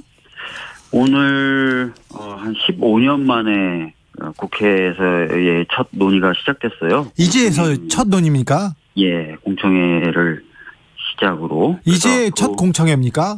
예. 15년 만에? 네, 그래서 앞으로 계속 좀 논의가 될 수 있도록 노력해야 되는 상황입니다. 네, 공청회에 사람들 많이 왔습니까? 국민의힘도 많이 왔습니까? 아닙니다. 국민의힘 쪽에서는 공청회를 하겠다고까지는 합의가 됐었는데. 합의했었잖아요. 예, 그 뒤로 일정 협의나 이런 것들에 지속적으로 좀 반대를 해오셨고, 이번에 공청회를 여는 것에 대해서도 반대를 하셔서 결국 참석하지 않으셨고, 국민의힘 몫의 공청회 진술인 전문가분들 추천도 안 하셨어요. 그래서 그래요? 굉장히 좀 아쉽게 됐습니다. 예. 차별을 금지하자는데 그게 그렇게 어렵습니까? 국회에서?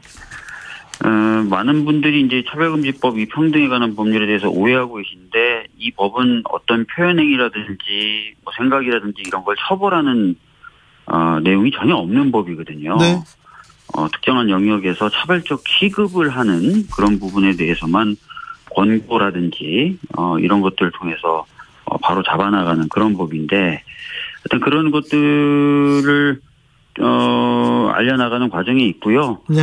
또 그런 법인데도 논의를 반대한다 이렇게 돼서 좀 아쉽죠. 예. 네. 아무튼 민주당의 분발 그리고 이거 뭐 국민의힘은 빨리 공청회도 하고 토론은 해야 될 것 같은데 이게 아예 토론을 안 하려고 하니 참 걱정입니다. 네, 열심히 하겠습니다. 네. 자, 민정수석실을 없앴습니다. 근데 민정수석실에서 공직자들의 인사 검증하는 그런 업무를 법무부에 준다고 합니다. 뭐가 문제입니까? 우선은 그 법무부가 타 부처의 고위공직자들에 대한 인사 검증 등을 하게 된다면 사실상 법무부가 타 부처의 상위 부서처럼 될 가능성이 열리는 거겠죠. 네, 그럴 가능성은 있죠.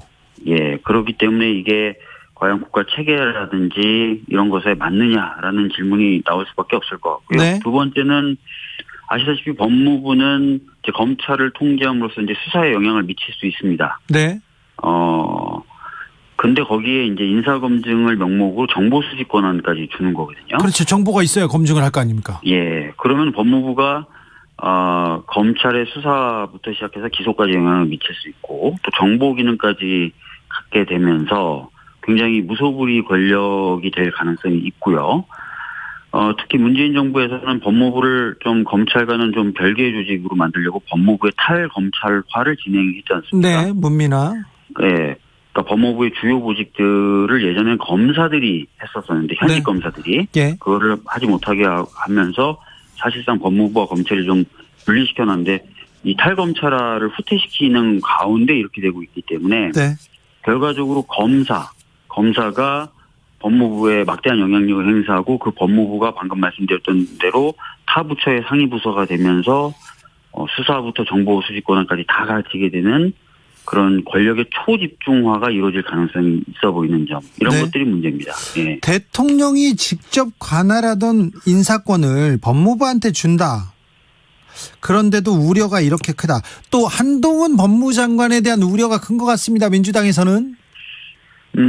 뭐 아시다시피 한동훈 법무부 장관은 뭐 많은 사람들이 거론하는 것처럼 윤석열 대통령의 최측근. 네, 가장 가까운 사람이죠. 네네네. 그래서 과거에 이제 윤석열 대통령이 검찰총장 당시에 내려졌던 징계 취소 청구 소송의 판결문을 보면은 네. 워낙 둘이 가까우니까 네. 이제 공정한 업무를 수행하기가 좀 어렵다. 한동훈 관련된 법무장 관련된 일을 할 때는 네. 예. 그런 우려까지 판결문이 적시될 정도인데 네. 이제 그 장관에게 이제 막대한 권한을 주는 거죠 지금. 네. 그렇게 되면서 사실상 소통령처럼 또는 뭐 소왕처럼 군림하거나 이렇게 되면서 기존에 있었던 어떤 정부 조직의 여러 가지 흐름들이나 시스템적인 프로세스를 좀 망가뜨릴 수도 있지 않을까 이런 네. 걱정들을 하는 겁니다. 예. 그런 걱정하는 뭐 사람들은 많은데 또 네. 한쪽에서는 한동훈을 계속 때려가지고 한동훈을 키워준다. 민주당이 키워주고 있다. 이런 얘기도 해요. 문제가 있는데 그러면 비판하지 말까요? 네. 문제가 있는 그 지점은 지적을 하고 네. 조금이라도 개선을 시키는 것이 국민들을 위해서 필요한 일이고 좋은 일이기 때문에 저희들은 계속 하는 겁니다. 예. 법무부에서 권한 비대화 그렇지 않다. 1차 검증 실무만 담당하는 거지 인사 검증을 전담하는 것은 아니다. 이렇게 또 해명하더라고요. 글쎄요. 뭐 그렇게 해명은 하는데 이번에 이제 입법 예고한 그 직제 관련된 대통령령 보니까 네. 우려를 안 할 수가 없는 게요. 네. 법무부의 국정원 직원, 감사원 직원, 현역 장교 등도 둘 수 있게 돼 있어요. 예. 그렇게 된다면은 감사원의 정보, 국정원의 정보, 또 군 쪽에 있는 여러 인사 관련된 정보 이런 것들을 다 집적해서 가져갈 수가 있게 되는 거거든요. 예. 그래서 이게 가벼운 문제 아니고요. 네. 뭐 미국 FBI식이다 그러는데 FBI가 그런 식으로 뭐 여러 부처의 정보 담당하는 공무원들 불러 모아가지고 정보 기능을 초집중시키고 이런 건 아니지 않습니까? 네. 그래서 우려가 굉장히 큽니다. 예. 국정원 정보도 이용할까요? 국정원 직원을 좀 둘 수 있게 돼 있는 것을 봐서는 네. 뭐 안 한다고 말은 하겠지만 국내 정보를 아예 국내 정보에는 아예 나서지 못하도록 돼 있지 않습니까 이제? 그러니까 국정원이 수집할 수 있는 국내 정보의 종류를 국정원법에 명시를 해놨거든요. 예. 그런데 이제 국정원 직원까지 이제 두게 되면서 어떤 식으로 활용될지는 저희들이 뭐 우려하는 부분이 있는 거고. 네. 그렇습니다. 예.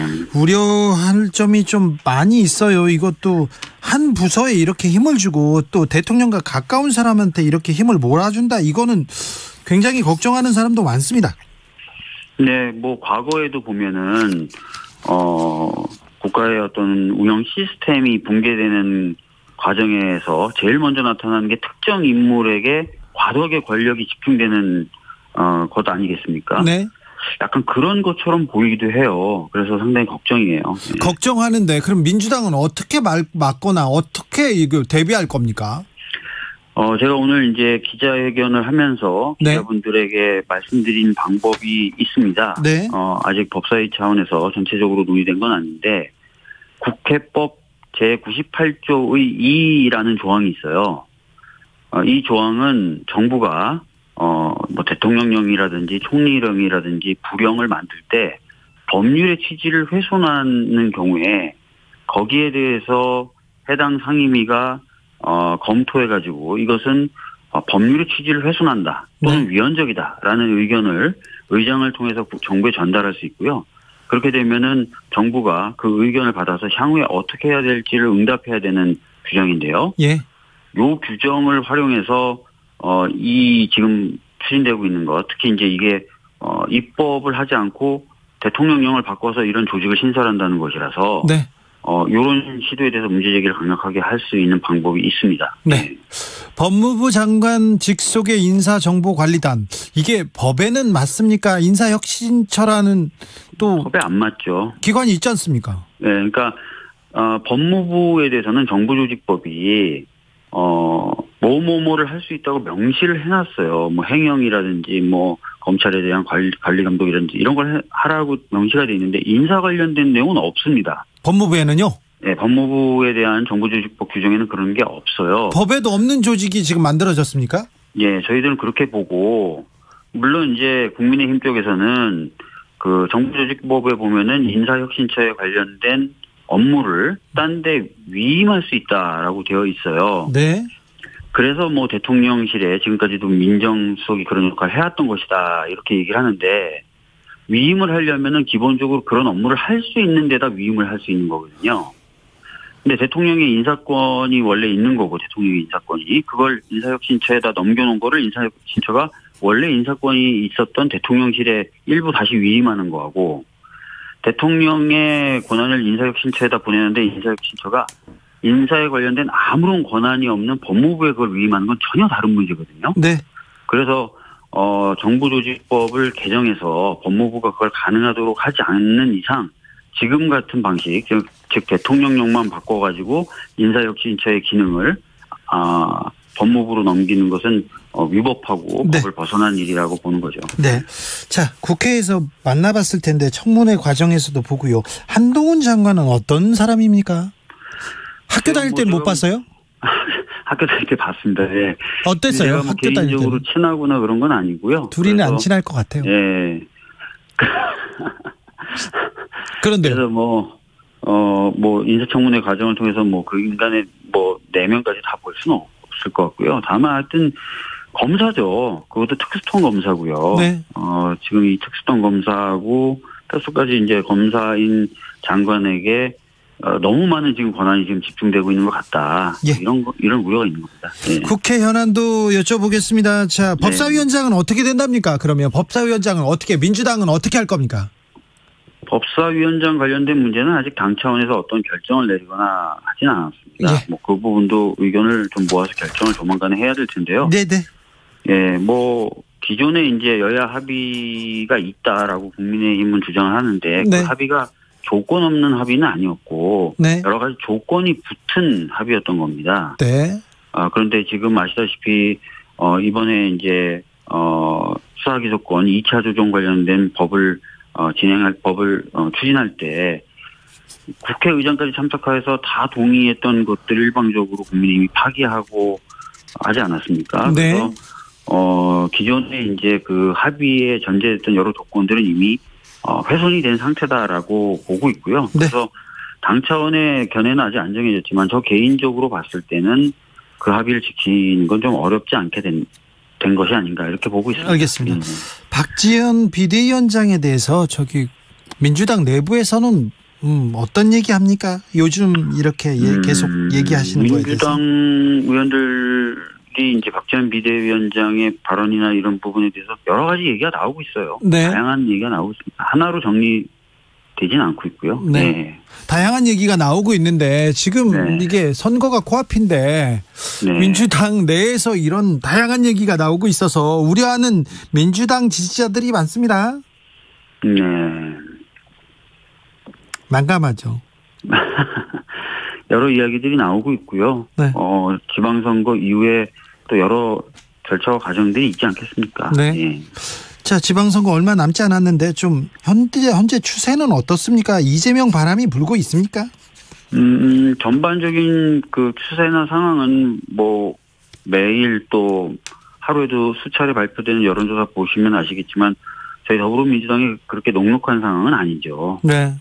그런데 이제 열심히 저희들은 그 선거 캠페인들을 하고 있는 것이고 저희들이 갖고 있는 장점 또 저희들이 갖고 있는 비전을 호소해서 계속 좀 추격하고 있는 상황이다라고 말씀을 드려야 될 것 같아요. 네. 그래요? 네. 지금 선거에서는 어떤 부분 이렇게 주목해서 보고 계십니까, 의원님께서는? 아무래도 지방선거의 경우에는 지역 일꾼을 뽑는 선거가 아니겠습니까? 네. 그래서 지역의 여러 가지 일들을 잘 해결할 수 있는 사람들을 좀 뽑는 그런 선거에 맞게 저희 쪽은 일을 잘할 사람이다, 일을 열심히 할 사람이다, 또 지역을 잘한다 이런 얘기들을 계속 하고 있습니다. 네. 지금 이렇게 선거 때 돌아다니면서 시장에서 거리에서 사람들 만나보면 어떻습니까? 저 같은 경우에는 주로 이제 선거운동을 저희 지역구 은평에서 하는데요. 은평의 경우에는 뭐 분위기가 그렇게 나쁘진 않고요. 뭐 말씀하시는 것도 이번에 민주당이 좀 더 힘을 내야 된다 이런 말씀들을 많이 해주고 계십니다. 네. 여기까지 들을까요? 그러시죠. 박주민 의원도 좀 힘을 내세요. 네, 알겠습니다. 왜 그렇게 다운돼 있어요? 왜 이렇게 기운이 없어요, 항상? 아닌데요. 기운 많은 건가요? 힘이 특별히 없거나 그렇지는 않습니다. 알겠습니다. 네. 힘 좋은 박주민 의원과 이야기 나눠봤습니다. 예, 감사합니다. 네. 정치 피로, 사건 사고로 인한 피로, 고달픈 일상에서 오는 피로. 오늘 시사하셨습니까? 경험해보세요. 들은 날과 안 들은 날의 차이. 여러분의 피로를 날려줄 저녁 한 끼 시사. 추진우 라이브.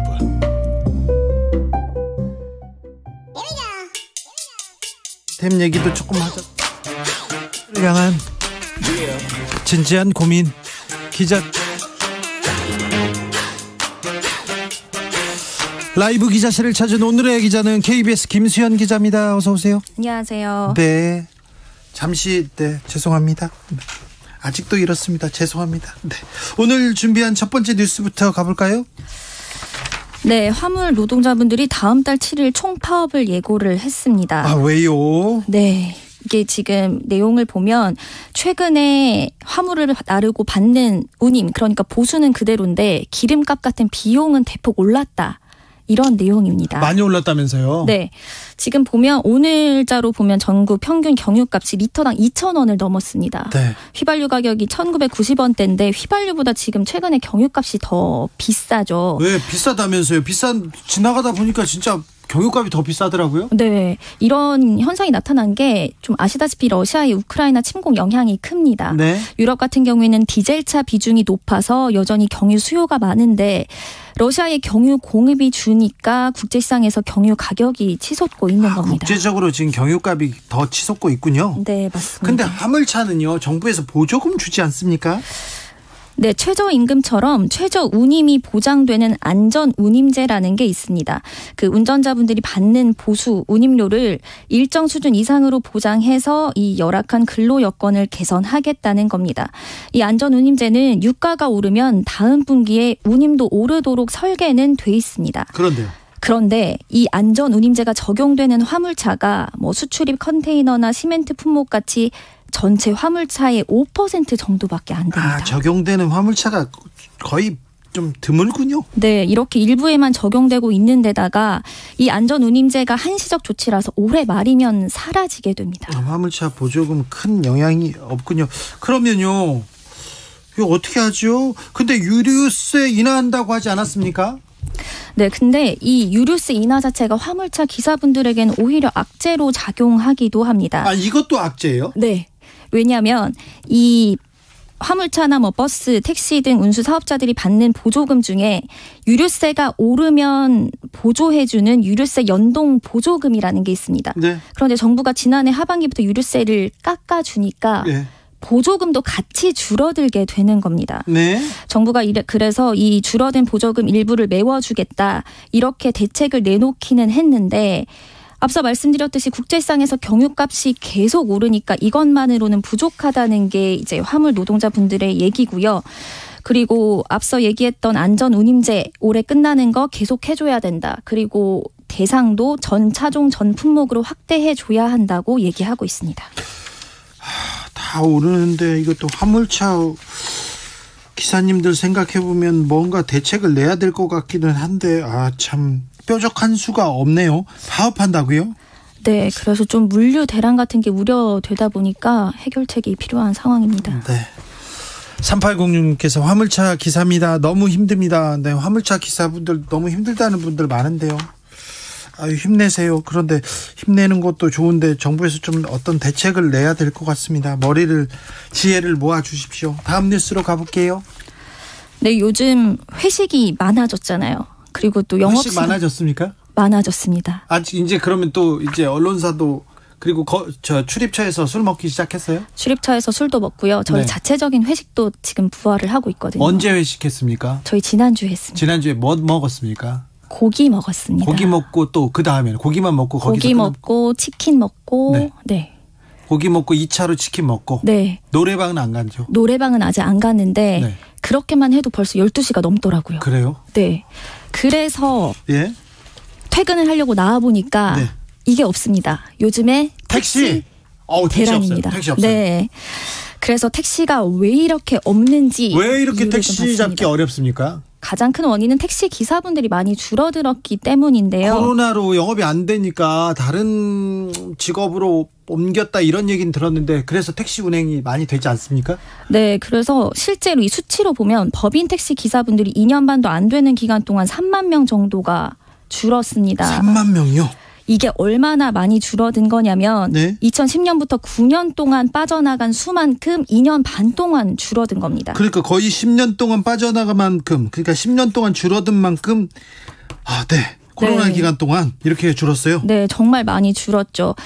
얘기하신 것처럼 코로나19 영향도 있었고 그리고 워낙 택시기사분들이 고령화된 경우가 많다 보니까 실제로 전국 택시기사분들 중에 65세 이상 고령층이 40%를 넘거든요. 그렇군요. 그래서 심야 운행을 꺼리는 부분이 있어서 아무래도 심야 시간에 택시 대란이 더욱 심각한 상황입니다. 그래도 요새는 어떤 전화를 해가지고 그리고 앱에서 예약해가지고 그런 택시도 많다는데 그것도 잘 안 잡힙니까? 그것도 좀 소용이 없는 게 아무래도 앱을 통해서 목적지를 찍다 보니까 장거리 승객을 고르려는 분들도 계시거든요. 그렇군요. 네, 그래서 오히려 가까이 가려고 하는 경우에는 잡기가 더 힘든 경우도 있습니다. 네. 또 그러면 대책이 뭐 있을까요? 예전 같으면 따블 나올 텐데 또 요금 오른다 이런 얘기 나올 것 같은데요? 맞습니다. 지금 가장 심각한 게 아무래도 서울이잖아요. 그래서 서울시가 내부적으로 고민하고 있는 방안을 보면 지금 심야 할증 요금이 밤 12시부터 붙고 있잖아요. 네, 할증 내죠. 이걸 밤 10시 정도로 앞당겨 볼 방안도 고민을 하고는 있습니다. 할증이 늘어난다고 이것도 왜 소비자한테만 왜 시민들한테만 이게 부담을 전가하는지 모르겠습니다만 아무튼 할증을 이거 안 되는데 밤 10시부터 오전 4시까지요. 네, 그래서 이게 사실은 서민 부담으로 이어질 가능성이 매우 크잖아요. 서민 부담이죠. 그래서 최종 결정까지는 좀 상당한 시일이 소요될 것으로 보이고 실제로 가능할지도 아직까지는 의문인 상황입니다. 택시 요금 오른다 얘기 바로 나올 것 같아요. 이거 지방선거에서 나는 택시 문제 이렇게 해결하겠다 이런 얘기는 안 합니까? 그런 얘기들 많이 하고 있습니다. 서울시장 후보들도 대책을 내놨는데 일단 송영길 후보는 공공형 택시 도입하겠다. 또 앱에 목적지 표시 안 하도록 하겠다. 이렇게 밝혔고요. 이게 또 아까 이런 문제점 네. 알고 있군요. 오세훈 후보 같은 경우에는 심야 전용 택시 도입하겠다. 또 새벽까지 운행하는 올빼미 버스 확대하겠다. 권수정 후보 같은 경우에는 산학금 제도 폐지하고 대중교통 확대하겠다 등을 공약으로 내세웠는데 보시면 아직까지 뚜렷한 대책이라고 보긴 좀 어렵습니다. 택시비도 엄청 부담되던데 엄청 비싸던데 택시까지 줄었어요. 또 이제 부담 요금 인상 요인으로 작용할 것 같은데 이것도 걱정입니다. 에소타임님께서 택시기사가 부족합니다. 다른 일이 돈을 많이 버니까요. 이렇게 얘기하는데 네. 3309님 경유값 인상 화물 노동자에게는 코로나와 동급입니다. 굉장히 큰 부담입니다. 어서 대책을 내야 될 것 같습니다. 다음 뉴스로 가볼까요?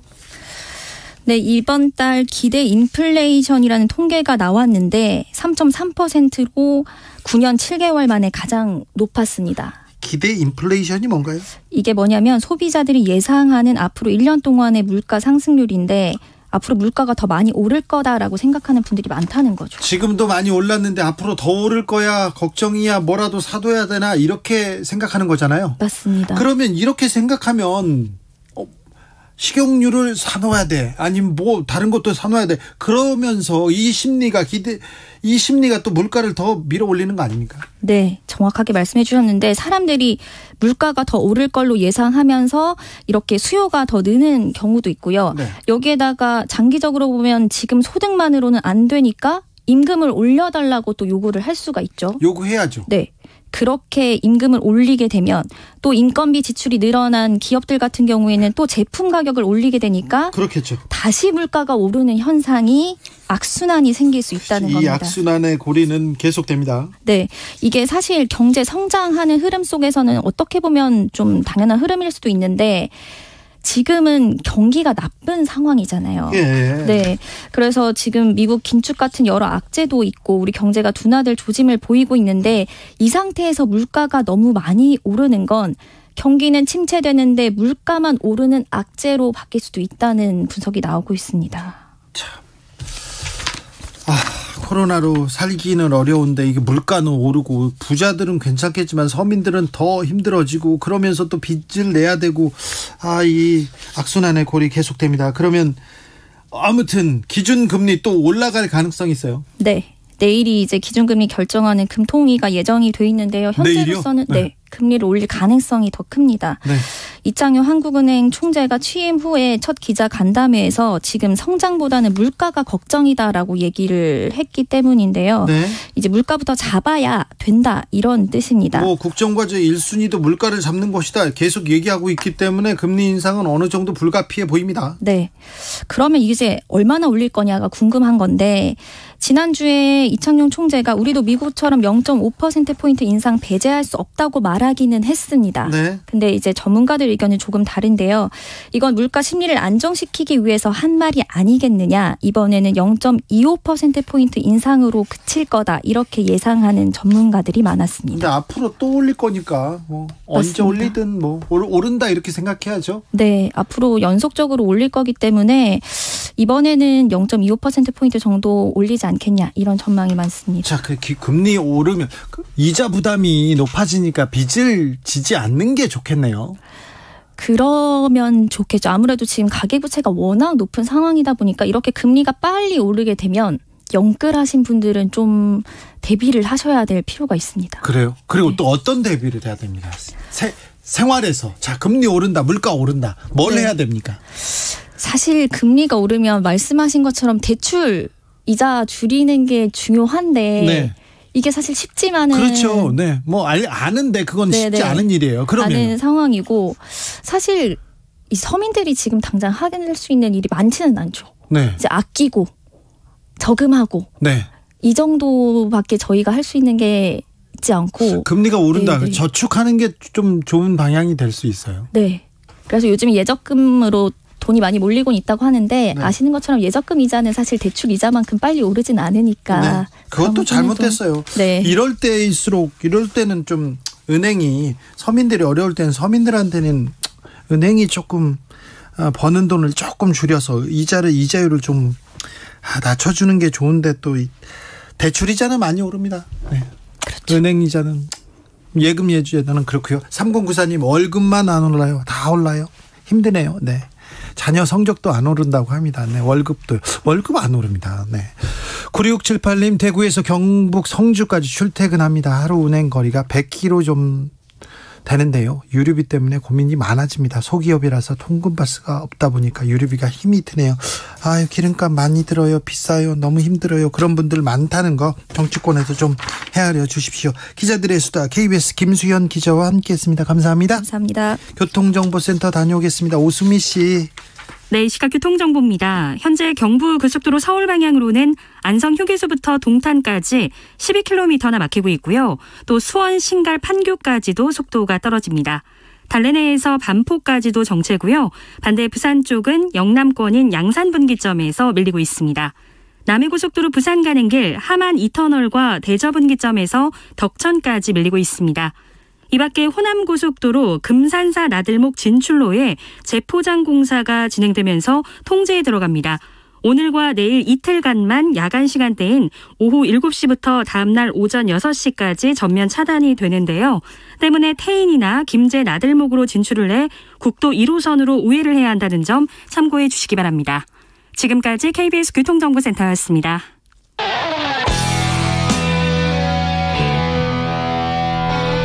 스치기만 해도 똑똑해진다. 드라이브 스루 시사 주진우 라이브.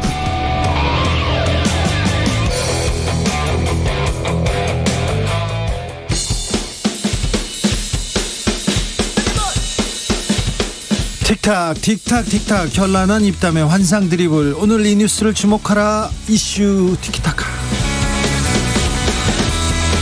머리부터 발끝까지 핫이슈 더 뜨겁게 이야기 나눠보겠습니다. 최진봉 성공회대 교수. 네, 안녕하십니까, 최진봉입니다. 배종찬 인사이트 K 소장 어서 오세요. 충성. 네. 알겠어요. 네. 충성 안 하셔도 돼요. 무슨 네. 자, 요즘 뭐 지방선거 그리고 또 다른 많은 얘기가 있는데 네. 어떤 이슈가 그렇게 지금 소장님한테는 지금 중요하다고 보이십니까? 저는 뭐 데이터 분석 전문가니까 네. 지선이죠. 네. 그러니까 선거가 더 활기를 띄어야 되는데 활기가 너무 맥 빠져 있죠. 아, 그래요? 네. 그럼 이거는 맥이 빠져 있다는 거는 한쪽으로 기울어 있다 이렇게 봐야 됩니까? 네. 그러니까 이게 계속 그런 현상이 나타나고 있습니다. 지지율도 그렇고 네. 또 선거 구도도 그렇고. 예. 근데 우리 주진우 라이브처럼 좀 더 팽팽한 긴장감이 네. 감돌면 좋겠습니다. 저는 언제 어떻게 실수를 할지 몰라가지고요. 정치자들이 아주 긴장하시죠. 아, 그게 매력이죠. 그렇습니까? 아니에요. 그걸 하루 매일 이래봐요. 1년 365일. 그러면 네. 또 힘든데요. 소장님은 그렇게 맥이 빠져서 이렇게 한쪽으로 좀 기울어졌다고 보는데 교수님은 어떻게 보시는지요? 지방선거요? 네. 불리한 상황에서 싸우고 있는 거죠, 민주당이. 네. 그런 희망을 갖고 싸워야죠. 그렇습니까? 네. 뭐 선거는 또 뚜껑을 열어봐야 그렇죠. 되니까요. 그까지 해봐야죠. 뚜껑이 열리죠. 네. 뚜껑이 왜 열렸습니까? 열렸다고 벌써? 네. 네. 알겠어요. 민주당 지도부에서 계속해서 네. 선거를 위한 목소리보다는 좀 다른 얘기가 나옵니다. 그러니까요. 이게 지금 당 내분이다. 근데 저는 이 내분이 어떤 거냐면 뭔가 개혁을 하겠다라는 거에 대해서는 서로 이견이 없을 것 같아요. 그런데 왜 선거를 앞두고 이러느냐. 선거 앞두고 박지원 위원장이 이렇게 뭐 일종의 우리가 이런 걸 두고서 내무반에 총질한다 그런 표현을 씁니다. 그런 의미에서 이해를 해 주시면 좋고 그런 것에 대해서 이제 내부 반발이 있는 거죠. 그런데 중요한 것은 TPC입니다. 그러니까 TPC요? TPC는 뭐냐면 제때에 그러니까 사과와 반성도 좀 더 일찌감치 했었으면 더 좋았을 뻔했는 것이고 그다음에 P는 뭐냐면 좀 꼭 박지원 비대위원장이 누군가 좀 했어야만 될 사람이 그걸 했었으면 더 좋았을 테고 마지막 C는 콘텐츠거든요. 그냥 사과한다고 해서 뭐 선거 때 이것이 영향을 주고 이런 게 아니기 때문에 뭔가 콘텐츠 그럼 어떻게 할 건데 어떤 내용으로 변화와 혁신을 할 건데 이게 담겨져야 되겠죠. 교수님? 저는 이제 그러니까 지금 백윤철 선생 얘기했던 분의 연관현상 얘기하면 박지원 위원장의 사과가 이제 사과는 여러 번 했잖아요. 이번이 첫 번째도 아니고 여러 번 했고 지금의 시점에서 그게 사과를 또 하는 것이 무슨 의미가 있고 도움이 되는지 모르겠어요. 두 번째는 비대위원장은 당을 대표하는 사람이잖아요. 당대표 역할을 하는 겁니다. 네, 그렇죠. 그럼 비대위원들과 논의를 하고 상의를 해서 어떤 합의된 내용을 가지고 발표를 하는 게 맞다고 생각해요. 본인 생각으로 개인적인 얘기를 하는 것이 과연 타당하냐 하는 부분에 논란이 저는 있을 수 있다고 생각해요. 물론 본인 생각이 있을 수 있죠. 그런데 그러면 비대위원장 얘기라면 그게 당의 입장으로 다 받아들여질 수밖에 없는 거예요. 그런데 당대표 역할을 하고 있습니다. 그러니까 충분히 논의를 하고 논의된 내용들을 가지고 발표하는 게 저는 맞다고 생각합니다. 왜냐하면 개인적으로 얘기를 하다 보니까 이제 당내 분란처럼 비춰지고 있고 그게 또 다른 또 논란을 불러일으키고 있잖아요. 선거를 지금 거의 이제 사전 투표 시작한 거 하면 2일밖에 안 남았어요. 이틀 남은 상황에서 이렇게 분열된 모습을 보이는 것이 과연 타당하냐 하는 부분에서 논란이 있을 거라고 저는 봅니다. 소통이 부족했다 얘기하는데 그게 내부 소통을 저는 더 적극적으로 사실 한다면 해야죠. 이런 문제가 없을 수 있는 것이죠. 왜냐하면 더 비대위원장 두 사람이 윤호중 비대위원장이 또 선배고 정치 중진이라면 과연 박지원 비대위원장이 어떤 생각을 가지고 있고 수렴하고 그 부분을 좀 더 정교하게 선거에서 녹여내는 게 필요한데 그것조차 그렇죠. 좀 공감대를 형성하지 못했다라는 것이 아쉽고 안타까운 거죠. 지도부의 지도력 부재입니다. 이거는 뭐 비판받을 수밖에 없는데요. 대국민 호소가 있었어요. 근데 후에 보여주는 민주당의 대처. 이것도 실망스럽다는 분들 많습니다. 그러니까요. 이게 우리가 이른바 18 문자 폭탄 보내기나 이걸 비판의 게시판에서 박지원 물러나라 또는 박지원 잘한다 이렇게 처리하고 처신할 것은 아닌 거죠. 이럴 때 오히려 그럼 뭐 선거는 우리가 왜 끝나도 선거 이후에 민주당의 운명이 있는 거 아니겠습니까? 그리고 그 정치 선거에서 잘 지는 게 어떻게 지는 건가 이런 게 더 중요할 때가 있어요. 저는 그게 더 중요하다. 그러니까 대선 때 0.73%포인트이기 때문에 졌지만 잘 싸웠다. 이럴 게 아니라 과연 민주당을 더 경쟁력 있는 정당으로 만드는 방법이 뭔가 이 고민을 정말 토해내는 것이 더 중요한 거예요. 그러니까 저는 아까 연장선에 또 얘기해 볼게요. 박지원 위원장이 지금 시점에서 그러니까 선거를 지금 이틀 앞두고서 사전 투표를 이틀 앞두고서 이 발언이 도움이 되냐는 거예요. 저는 그렇게 생각하지 않아요. 기본적으로. 저는 이준석 대표가 이제 맞불 기자회견을 했는데 저는 도리어 이준석 대표의 말이 맞다고 생각해요. 그러니까 제가 말하면 국민의 입장에서 그런 프레임으로 가는 게 맞다는 얘기를 하는 거예요. 왜냐하면 이준석 대표는 뭐라 그랬냐면 야당이 발목잡이 하는 거 좀 막아달라. 4년 동안 책임 있게 정치하겠다. 좀 밀어달라. 이렇게 얘기했어요. 그러면 투표 이틀 앞두고서 과연 민주당의 비대위원장이 낼 수 있는 메시지가 뭐겠습니까? 사과를 예를 들면요. 무슨 예를 들어 성비위가 있어서 사과 안 했습니까? 그때 사과 다 했잖아요. 그러면 사과를 계속하면 선거 이틀 앞두고 사과밖에 안 남아요. 사람들 생각에 뭐가 남겠습니까 대체. 민주당에 대한 이미지가 어떻게 되겠냐는 거예요. 그러면 저는 구도 자체를 잡을 때 선거에서 그럼 윤석열 정부가 지금 현재 정권 잡고 나서 있었던 여러 가지 부정적인 부분들 이거 부각시켜야 한다고 생각해요. 왜냐하면 정권 견제론에 대해서 프레임을 만들어야 한다고 생각하니까. 그럼 예를 들어서 6명이나 되는 사람들 장관 청문보고서 채택도 안 됐는데 그거 밀어붙여가지고 임명했잖아요. 정호영 장관 끝까지 몰고 가다가 겨우겨우 했어요. 마지막에. 그리고 지금 윤재순이나 이시원 이 두 사람 계속 끌고 가고 있잖아요. 여기서 왜 한마디도 안 하는 거예요. 그러면 박지원 위원장이. 저는 지금 최진봉 교수님의 인식이 더불어민주당 국회의원들의 인식이 아닐까라는 생각이 들어요. 네네. 왜냐하면 물론 적절하지 못한 거 있습니다. 윤석열 정부의 인사도 문제고 그리고 지금 법무부의 인사검증까지 민정비서관 기능까지 더 뭉쳐서 이른바 300만 조회 뷰다 이른바 유튜브 전사다 한동훈 법무부 장관에 대해서 그런 식의 인식을 가지고는 분명히 잘못됐어요. 그런데 저는 더불어민주당 스스로를 돌아볼 필요가 있는 것이죠. 네. 그리고 지금 박지원 비대위원장이 오죽했으면 그렇게 하겠습니까? 20대 여성들의 표심 30대 여성들의 표심 그러면 그 옆에 누군가는 의원직을 내걸고라도 누군가 외롭지 않게 서줘야 돼요. 박용진 의원 혼자가 아니다. 내가 돕겠다 하지만 그렇게 말로서 옆에 서 있는 것이 아니라 정말 행동으로서 그 기자회견 할 때 바로 옆에 가서 나에게 돌을 던져라. 박지원 비대위원장에겐 잘못이 없다. 이 여성이 무슨 잘못이 있느냐. 대한민국을 여인천하로 만들자 이렇게 해야죠. 그런데 정작 실천은 안 하고 행동으로 나가지는 못하고 그냥 말로만 훈수를 둔다 이건 아닌 거죠. 그러니까 박지원 위원장의 발언을 저는 다시 얘기하는데요. 선거에 도움 안 돼요. 그게 무슨 도움이 된다고 생각하세요? 선거로만 사나요? 아니 지금 지방선거를 앞두고서 전략적으로 행동을 해야 되는 거예요. 예를 들면 박지원 위원장이 그 말을 하려면 제가 아까도 말씀드렸잖아요.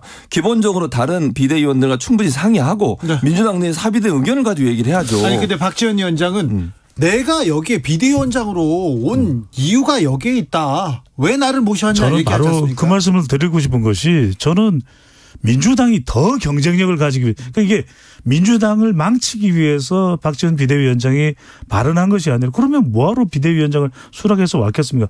오죽하면 내부에서 그런 정황들을 봐오지 않았겠습니까? 하도 뭔가 안 변하고 이러다 보니까 오죽했으면 어쩔 수 없이 본인이 100번이고 1000번이고 사죄하겠다 그런 얘기를 하는 거죠. 아니 그러니까 사죄를 100번이고 1000번이고 사죄를 계속 하는 게 제가 볼 때는 의미가 없어요. 그러니까 사죄는 명확하게 하고 그리고 나서 그 사죄에 대해서 절차를 밟으면 된다고 저는 생각해요. 네. 사죄를 계속 하게 되면 사죄밖에 안 남는 거예요.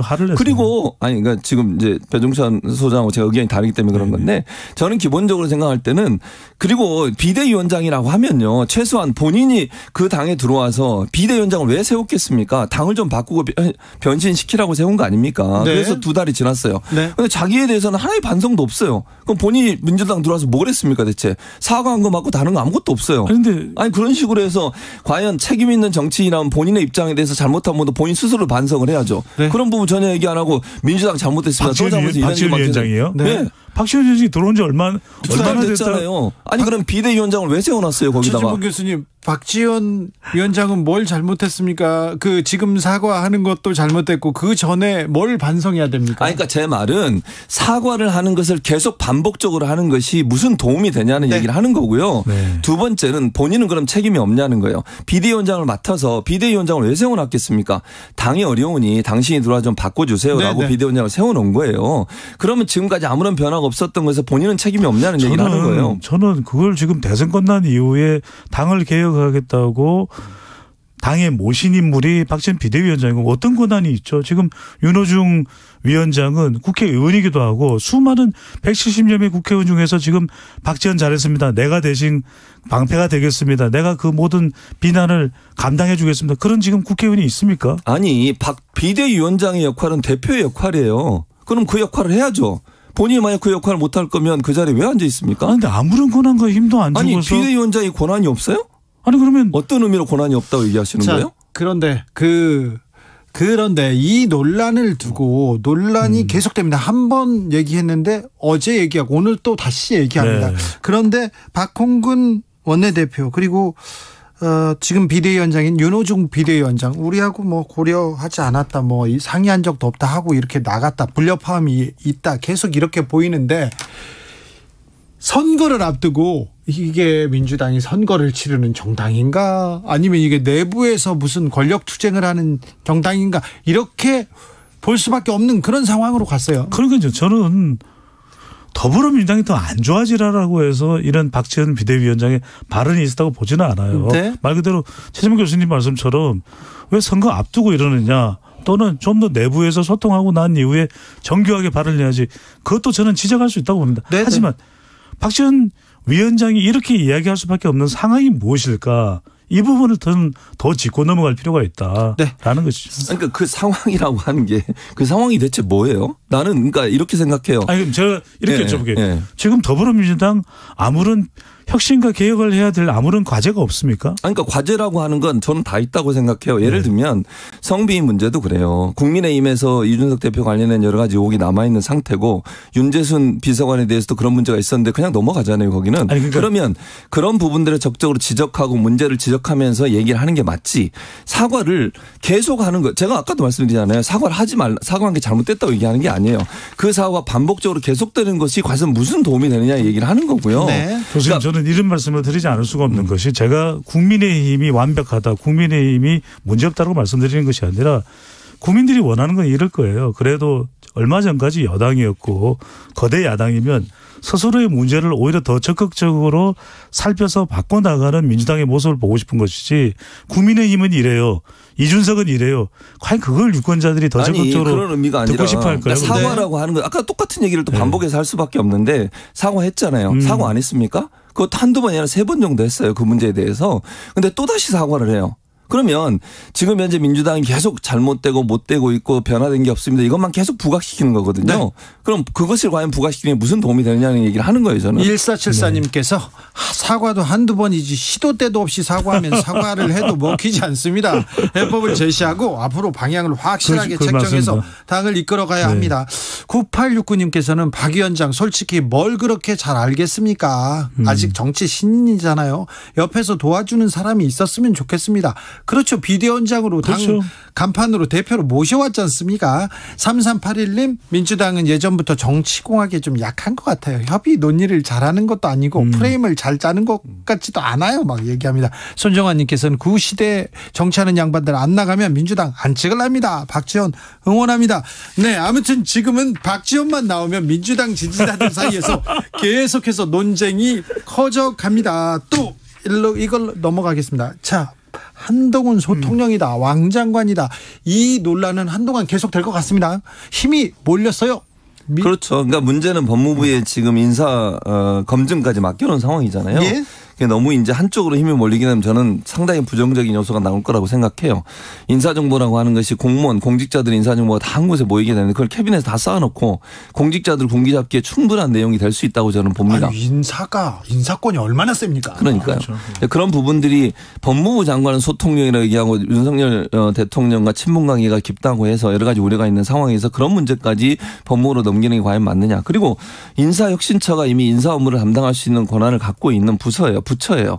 그럼 그 부처에 넘기는 게 맞는 거지. 민정수석실 했던 일을 반드시 법무부로 넘겨야 될 이유도 없는 것이고 그 법령상으로도 보면 정부조직법에 보면 법무부는 사실 인사와 관련된 어떤 일도 할 수 있는 권한은 없어요. 그걸 지금 편법을 하겠다는 거 아닙니까? 시행령을 바꿔가지고. 그리고 그 시행령 법령 예고 그것도 이틀 만에 끝냈어요. 네. 그럼 충분히 논의할 수 있는 시간도 없었던 거잖아요. 그럼 법무부를 찍어놓고 거기에다가 인사 검증하는 시스템 넘겨가지고 공직자들의 인사 검증 파일을 모두 다 법무부가 갖고 있도록 하는 행동.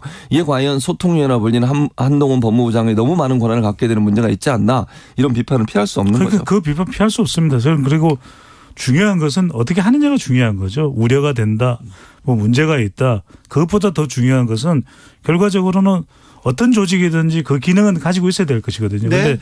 민정수석실의 기능, 인사 검증의 기능까지도 법무부 장관이 가져가는 것은 물론 이제 해명은 있습니다. 이 부분에 대해서 이제 투명하게 또 균형 있게 그리고 운영을 할 것이다라고 이야기를 하고 있기 때문에 저는 중요한 것은 어떻게 발탁이 되고 또 검증을 제대로 하고 그리고 보안을 유지하는 것이 중요할 것입니다. 그래서 정말 못한다면은 지금 국회는 누가 다수당입니까? 더불어민주당이 다수당이에요. 예. 그래서 한동훈 법무부 장관이 만약에 그런 실수나 오해나 또는 잘못을 저지를 때 따끔하게 지적할 수 있는 준비를 하고 있는 것이 더 중요한 거죠. 지난번 인사청문회 때처럼 하면 큰일 나요. 왜 한동훈 법무부 장관이 유튜브 조회수가 300만에 500만에 나올까? 저는 민주당이 이 부분에 대해서 좀 자성할 필요가 있는 겁니다. 왜? 그렇죠. 인사검증 때 제대로 했더라면 오히려 더 국민들은 한동훈 법무부 장관이 후보자로서 장관으로서 적절한지 모르겠는데 이런 인식이 있었을 거예요. 근데 그렇지 않은 거잖아요.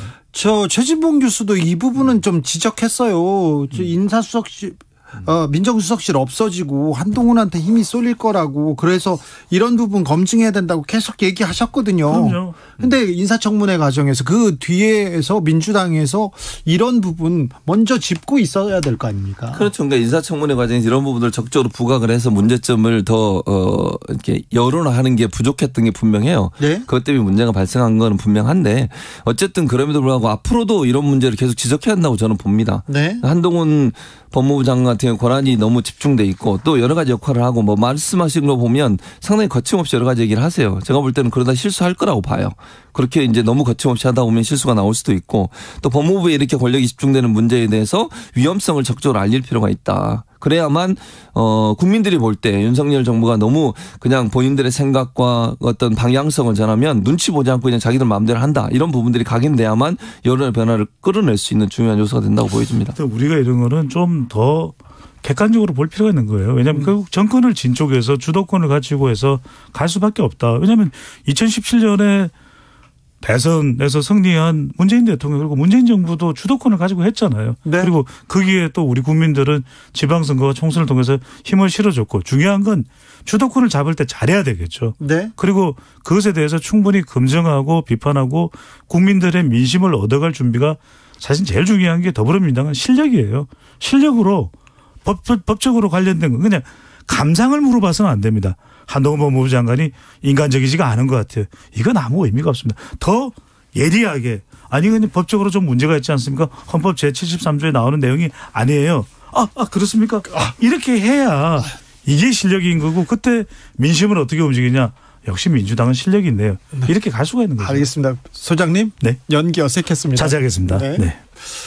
최진봉 교수님, 민주당이 어떻게 하면 좀 선거 때 그리고 그 이후에라도 민심을 조금 받아올까요? 그러니까 지금 상황에서는 사실은 어려운 상황이잖아요. 선거 네. 자체가 선거를 임하고 있는 상황도 그렇고 여러 가지 상황으로 봐서 어려워요. 이런 상황에서는 정말 국민들에게 열심히 그냥 하겠다는 얘기밖에 할 수가 없어요. 그리고 일단 그 민주당 같은 경우는 지도력이 부재해요 지금. 그래서 지금 문제가 발생해요. 저는 박지원 위원장 문제도 같은 개념으로 봐요. 그렇습니다. 그러니까 지도력이 제대로 없다 보니까 네. 이거 중구난방이고 그냥 비대위원들도 서로 다른 얘기라고 이러다 보니까 문제가 발생하는 거 아니겠어요? 네. 그러니까 단일 대우를 이루어서 정말 그 대안을 잘 제시하는 그런 야당으로서 모습을 보여줘야 되고 그런 점에서 보면 지도력이 정말 필요하기 때문에 저는 지방선거 끝나고 나면 빠른 시간 안에 전당대회에서 지도력을 새로 세워한다고 저는 생각합니다. 저도 세 가지를 말씀드리고 싶은 것이 국민의힘에 대한 세 가지를 얘기해 주십시오. 민주당은 준비하는 것 같아서. 국민의힘은 더불어민주당에서 국민들의 민심이 돌아선 그거를 예의주시해야 됩니다. 네. 그런 순간이 국민의힘한테도 올 수 있어요. 언제든지 민심은 바뀝니다. 네. 민심은 천심이고 그 천심만큼 무서운 건 없지 않습니까? 네. 그러니까 국민의힘도 괜찮아. 우리가 지지율이 올라가고 있으니까 임기 초반이니까 우리 마음대로 우리 의지대로 그냥 알아서 하면 되겠네 이렇게 생각하시면 절대 안 되고 알겠습니다. 민심은 언제든지 다시 6개월 뒤에 3개월 뒤에 1년 뒤에 돌아온다는 거 잊지 말고 항상 우리 주진우 시사 라이브 경청하면서 이게 민심이구나 바꿔나가요. 알겠습니다. 배종찬 소장님, 최진봉 교수님 감사합니다. 수고하셨습니다. 끝이에요. 네, 배종찬 소장 준비했는데 제가 다른 질문을 했지요. 네, 주진우 라이브 여기서 인사드리겠습니다. 오늘 돌발 퀴즈의 정답은 골든 부츠였습니다. 골든 부츠. 저는 내일 오후 5시 5분에 돌아오겠습니다. 지금까지 주진우였습니다.